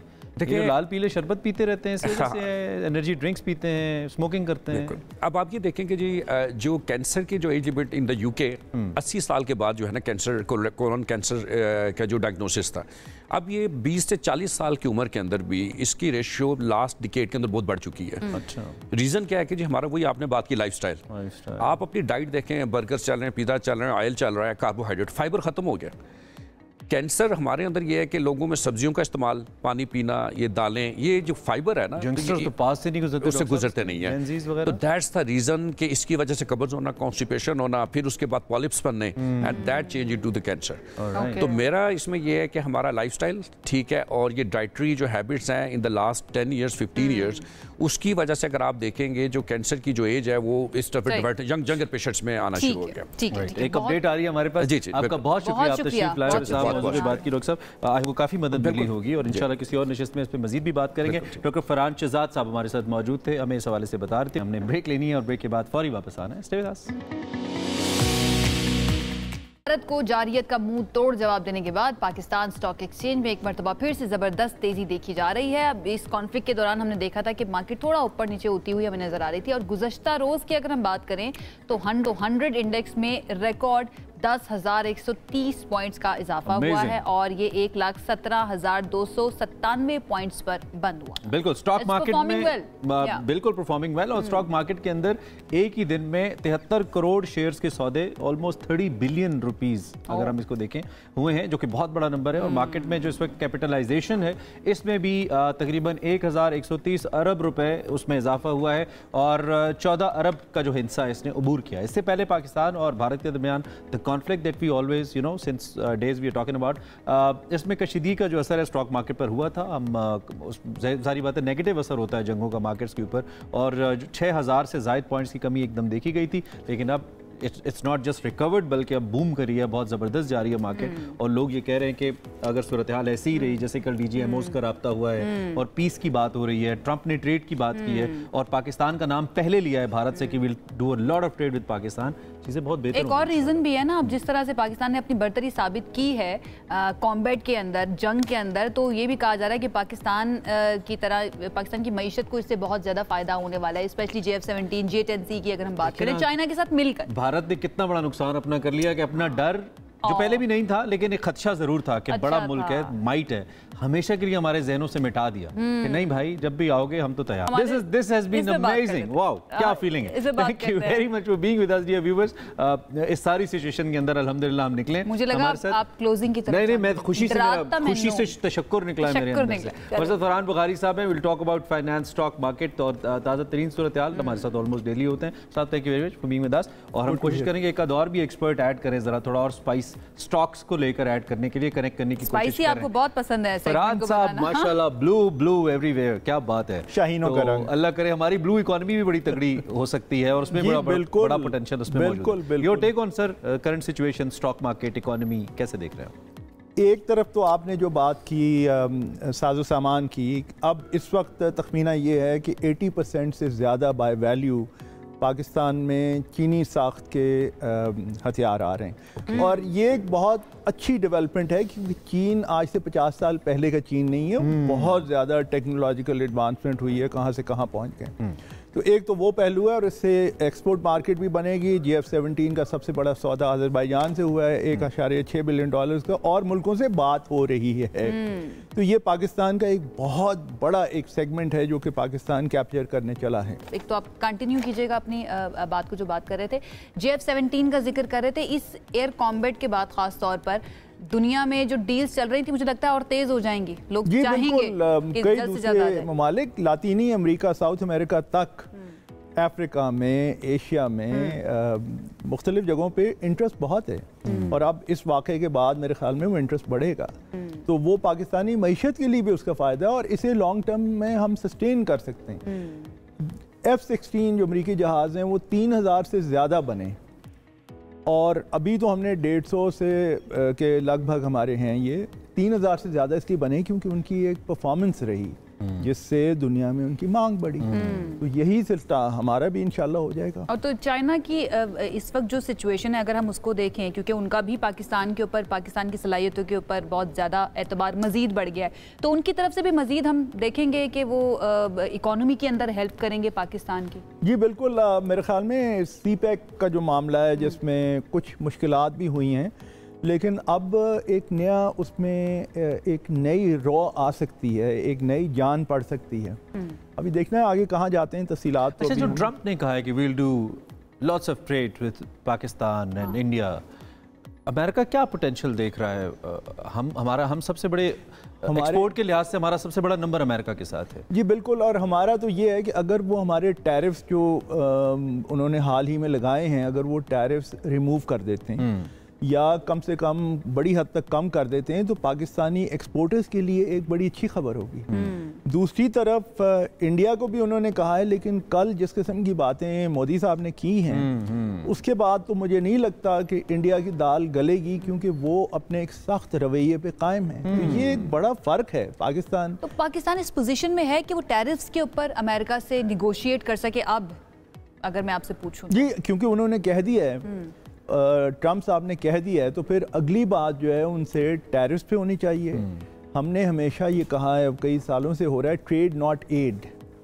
अगर हम तिजारत में आगे चले जाते हैं, हमारी टेक्सटाइल्स की मसनूआत हैं, हमारी और किस्म की मसनूआत हैं, लेदर गुड्स, अमेरिका में मेरे जितने भी दोस्त हैं वो कहते हैं पाकिस्तान से कोई आए तो लेदर जैकेट भिजवा देना, क्योंकि वो क्वालिटी एक अपडेट पे एक इंपॉर्टेंट अपडेट आ रही है। डोनाल्ड ट्रंप सऊदी अरब पहुंच गए, और इसकी सिग्निफिकेंट बात यह है, सबसे इंपॉर्टेंट बात यह है कि जो यूएस प्रेसिडेंट ट्रंप हैं, उनका सदर का ओहदा संभालने के बाद ये पहला दौरा है और बहुत सिग्निफिकेंट है सऊदी अरब के लिए, इस रीजन के लिए, कि अमरीकी पहला दौरा सऊदी अरब का कर रहे हैं। I am not well aware of historic perspective कि इससे पहले ऐसा हुआ या नहीं, लेकिन लगता है कि one of its own kind example है जिसमें अमेरिकन प्रेसिडेंट ओहदा संभालने के बाद पहला दौरा सऊदी अरब का कर रहे हैं। और आयशा, क्या ये वही प्लेन है जो कतर ने गिफ्ट किया? लग ऐसा रहा है कि वही प्लेन है, क्योंकि इसके ऊपर भी बहुत ज्यादा स्पेकुलेशंस भी हो रही थी, इसको स्कैंडल बनाने की कोशिश भी की जा रही है डेमोक्रेट्स की जानिब से, लेकिन ट्रंप ने ये कहा है कि उन्होंने पैसे नहीं दिए, बल्कि एक तोहफे के तौर पर ये कतर का तैयारा जो है वो उनको मिला है। बट लेट्स सी, इसको अनफोल्ड होना भी बाकी है। लेकिन अभी जो खबर आई है, अमेरिकी सदर डोनाल्ड ट्रंप सऊदी अरब पहुंच चुके हैं। उनका यहां पर आना बहुत ही ज्यादा सिग्निफिकेंट है, क्योंकि सऊदी अरब आएंगे और डेफिनेटली पाकिस्तान और भारत वाला मामला जो है उसके ऊपर भी गुफ्तगू की जाएगी। अमेरिकी सदर डोनाल्ड ट्रंप, वो वैसे ही MBS को, मोहम्मद बिन सलमान को अपना दोस्त भी कहते रहे हैं, इस वक्त वो सऊदी अरब पहुंच चुके हैं। उनका यहाँ पर आना बहुत बड़े बड़े फैसले जो हैं उनका पेश ख़ैमा भी साबित हो सकता है। अमेरिकी सदर डोनाल्ड ट्रंप सऊदी अरब पहुंच, बिल्कुल, ट्रंप सऊदी क़यादत से मुलाकात करेंगे, खलीज ताउन कौंसिल इजलास में शरीक होंगे। अमरीकी सदर आज सऊदी अमरीका सरमायाकारी कॉन्फ्रेंस में भी शरीक होंगे, और सदर ट्रंप 15 मई को कतर और 16 मई को मुत्तहिदा अरब अमारात का भी दौरा करेंगे। कतर में अमरीकी सदर को खुसूसी तैयारा बतौर तोहफा दिया जाएगा। जो खबर हम दे रहे थे उसकी डेवलपमेंट हमारे पास आ गई है, वो तोहफा अभी आना है। ये प्रेसिडेंट ट्रंप का अपना प्लेन है जिसके ऊपर वो पहुंचे हैं। इस वक्त इस plane just touch down Saudi Arab पहुंच चुके हैं। इस खित्ते के लिए, इस रीजन के लिए, सऊदी अरब अमेरिका ताल्लुकात के लिए। और एक और चीज जो बड़ी सिग्निफिकेंट है आयशा, इस दौरे से वाजे हो रही है कि जिस तरीके की डिप्लोमेसी सऊदी अरब ने पिछले कुछ अरसे में की है, अमेरिका और सऊदीया के करीबी ताल्लुकात एक बार फिर हमारे सामने आ रहे हैं। और इसमें जारी बात है, business B2B relationship is very important. Business का रिलेशनशिप बहुत इंपॉर्टेंट है। और इससे पहले भी आपको याद होगा, जब ट्रंप इससे पहले सदर थे, तब वो MBS को अपना दोस्त कहा करते थे। बीच में जब Biden as president of United States आए, तो उसके बाद ताल्लुकात जो हैं सऊदी अरब के साथ वो उतने हमने यही कह सकते हैं कि इतने अच्छे नहीं रहे, लेकिन एक मरतबा फिर से रिवाइव हो रहे हैं ये ताल्लुकात सऊदी अरब के साथ अमेरिका के, और ट्रंप यहाँ पर पहुँच चुके हैं, ये उसकी मिसाल है। ट्रंप सऊदी क़यादत से मुलाकात करेंगे डेफिनेटली, और खलीज ताउन काउंसिल इजलास जो होगा उसके अंदर शिरकत भी करेंगे। अमरीकी सदर आज सऊदी अमरीका सरमायाकारी कॉन्फ्रेंस में भी शरीक होंगे। सदर ट्रंप 15 मई को कतर और 16 मई को मुत्तहिदा अरब अमारात का दौरा करेंगे, और कतर में अमरीकी सदर को खुसूसी तैयारा बतौर तोहफा भी दिया जाएगा। सदर ट्रंप ने 3 रोज़ा मशरिक़ वुस्ता के दौरे का आगाज़ सऊदी अरब से किया है, तो ये इंतहाई सिग्निफिकेंट डेवलपमेंट भी है अमरीकी सदर से मोहम्मद बिन सलमान जिनका हम तस्करा कर रहे हैं, हमारे बहुत मेहरबान, हमारे दिल के बहुत करीब। सऊदी अरब तो है, सऊदी अरब में पाकिस्तान के एम्बेसडर हैं। उन्होंने कहा था कि I will be the ambassador of Pakistan in Saudi Arabia. Then prime minister से जो उनकी नेगोशिएशन हुई थी, एक दफ़ा कहने के ऊपर उन्होंने बड़ी डेवलपमेंट्स की थी, कैदी रिहा किए थे, और अब भी हमारे लाखों पाकिस्तानी ऐसे हैं सऊदिया के अंदर मौजूद हैं। तो सऊदिया के अंदर कुछ भी मसबत होता है, हमें लगता है हमारे साथ हुआ है, ये पॉजिटिविटी हमारे अंदर आई है। तो और MBS की जो अब तक एफर्ट्स रही हैं, जो पॉलिसीज रही हैं, तो बड़ी कमाल रही हैं। वो सऊदी अरब को एक जदीद सऊदी अरब बनाना चाहते हैं, और आने वाले जो अहद जदीद है उसके तकाज़ों के मुताबिक बनाना चाहते हैं। तो ये दौरा बहुत इंपॉर्टेंट है, और इसके बाद बहुत सारी मजीद डिप्लोमेटिक डेवलपमेंट्स की राह हमवार होगी। आयशा, कुछ कहना कबल अज़ वक्त है, लेकिन मैं कुछ बहुत अच्छा फोर्सी कर रहा हूँ इंशाल्लाह आने वाले वक्त इस खित्ते के लिए और स्पेशली मिडिल ईस्ट के लिए भी। Let's see, let's wait and watch. हम वापस आ जाते हैं अपनी डिस्कशन के ऊपर। इस दौरे के ऊपर ही वैसे बात करते हैं। यू थिंक कि ट्रंप का इस खित्ते का दौरा करना, सऊदी अरब को चूज करना, ये पाकिस्तान के लिए भी बहुत ज़्यादा सिग्निफिकेंट हो सकता है, उसकी मईशत के लिए? जी, पाकिस्तान के लिए तो वक्त ये मौजूदा हालात बहुत सिग्निफिकेंट हैं, क्योंकि ट्रंप साहब खुद अब इन्वॉल्व हो गए हैं इंडो पाक में, और दूसरी तरफ ये कि ये मौका है हमारे लिए SIFC में नई जान डालने का। हमने इतनी बड़ी कामयाबी हासिल की है, उसके बाद तो पाकिस्तान, जी बिल्कुल, पाकिस्तान की स्टेबिलिटी तो फिर एक तरह से रिन्यू हुई है, नए सिरे से सामने आई है। अब हमें ज़रूरत है जाके हम इकोनॉमिक इश्यूज़ पे, माशी मामलात पे हम बात करें, इन्वेस्टमेंट लेके आएँ, और हमारी लेबर जितनी मिडल ईस्ट में है उनकी मेहरबानी से हमारा करंट अकाउंट अब पिछले चंद महीने से सरप्लस में जा रहे हैं। पहले हमारा डेफिसिट भी था, लेकिन हमने उसे बेहतर कर लिया। रेमिटेंसेस क्योंकि बढ़ रही हैं, एक्सपोर्ट्स में अभी भी आपका एक ट्रेड डेफिसिट है। ये तो इन हमारे मजदूर जो वहाँ पे काम करते हैं, तारकीन वतन है, इनकी मेहरबानी, इनका शुक्रगुजार हमें होना चाहिए। तो उस सिलसिले को भी शॉर्ट टर्म में बढ़ाएं, ज़्यादा लोग वहाँ पे जाएं काम के हवाले से, लेकिन लॉन्ग टर्म में आप सरमायाकारी अपनी तरफ लेके आएं। और पाकिस्तान में बहुत ज़्यादा मौके हैं अच्छी सरमायाकारी। बट हम रिलाई तो नहीं कर सकते कि सिर्फ रेमिटेंसेस के ऊपर ही हम रिलाई करें, हमें कोई ना कोई बिजनेस मॉडल तो हमारे पास होना, एक्सपोर्ट्स बढ़ानी पड़ेगी, इंपोर्ट्स कम करनी पड़ेगी। Why Trump have opted Saudi Arabia for his first visit? किसी भी रहनुमा के लिए पहला विजिट बड़ा ज़रूरी होता है, और दुनिया में और भी बहुत सारे ममालिक हैं, ऐसा क्यों उन्होंने किया आपके ख्याल में? टेक्निकली ख्याल सराई है, लेकिन लोग ये भी कह रहे हैं कि वो ये चाह रहे हैं कि वो गज़ा में बिल आखिर जंग बंदी की फतह जो है या उसका सेहरा अपने सर लें, और वो इस दौरे के दौरान या इसके बाद इजराइल पे प्रेशर डालेंगे। अब ऐसा होगा या नहीं होगा, क्योंकि इजराइल भी बड़ा मुंह जोर जानवर है। जी ऐसे तो वहाँ पे मशरिक़ वस्ता में इजराइल अमेरिका के हाथ में, और बिल्कुल। और यहाँ पे हम जिस तरह के कल मोदी साहब के कमेंट्स आए वो हम डील कर रहे हैं, ये एक्सट्रीमिज़म की बदतरीन मिसालें हैं दोनों। तो अगर वो ऐसा कर लेते हैं तो उनके लिए बहुत बड़ी फतह होगी, क्योंकि 2023 के आखिर से अब तक एक मुसीबत तो एक फतह वो होगी, एक फतह ये होगी अगर कश्मीर के मसले के ऊपर दोबारा से बातचीत का आगाज़ हो जाता है, और अगर ये मसला अल्लाह करे कश्मीरियों के लिए जो है चीज़ें बेहतर हो जाएं, तो ये मुझे लगता है कि ट्रंप ही एक ऐसी शख्सियत है जो ये कर सकते हैं, आई बिलीव, क्योंकि उनकी पर्सनालिटी इस तरह की है। वो मसलहतों में बहुत ज़्यादा नहीं पड़ते, जो सोच लेते हैं वो बगैर सोचे क्रेडिट लेने का बहुत शौक है। यू थिंक कि उनकी पर्सनालिटी के मुताबिक वो ये कर सकते हैं? जी बिल्कुल। और उनकी पर्सनालिटी में एक और भी चीज़ है कि किसी चीज़ में अगर वो पड़ जाएँ, घुस जाएँ और कहें कि जी मैंने बस इसे करना ही करना है, तो फिर वो बाकी जो मामलात हैं वो एक पुष्ट हो जाते हैं, वो फिर उसमें ही होते हैं। अगर वो वाकई ये ट्रेड का जिस तरह उन्होंने जिक्र किया है, पाकिस्तान के लिए बहुत बड़ी ये कामयाबी हो सकती है, हमारी एक्सपोर्ट्स बढ़ जाएं। और इसके साथ ही साथ अगर हिंदुस्तान को समझ आ जाए जी और वो भी ये की तरफ जाके और हमारे साथ मामलात कुछ बेहतर करें जी, अगर करें, ये तो बहुत बड़ा अगर है। साहब उन्हें लग समझ तो गई है, अब लग रहे समझ भी आ जाए, जो इकोनॉमी वाली आप कह रहे हैं, वैसे उन्हें जंग से समझ लग तो गई है। आपका बहुत शुक्रिया, टाइम खत्म हो गया, हमने प्रोग्राम खत्म करना है। इंपॉर्टेंट डेवलपमेंट थी, जाते जाते हमने आपको इस बारे में आगाह किया, देखते हैं इसके क्या नताइज सामने आते हैं। और पाकिस्तान एज फरहान साहब ने बहुत इंपॉर्टेंट बात की कि SIFC के अंदर नई रूह फूंकने की जरूरत है, नए तरीके से दुनिया के सामने जाने की जरूरत है, जो कि पाक फौज ने अपनी स्ट्रेंथ से और कौम ने मिलकर पाकिस्तान का एक बार फिर वो जो एक क्या कहना चाहिए रुतबा है दुनिया के सामने वो ले आई है। तो it's a right time to capitalise it. इस पे बात करते रहेंगे, अब हमने जाना है, ब्रेक नहीं लेनी है, कल मिलेंगे। ख्याल रखिए, अल्लाह हाफिज।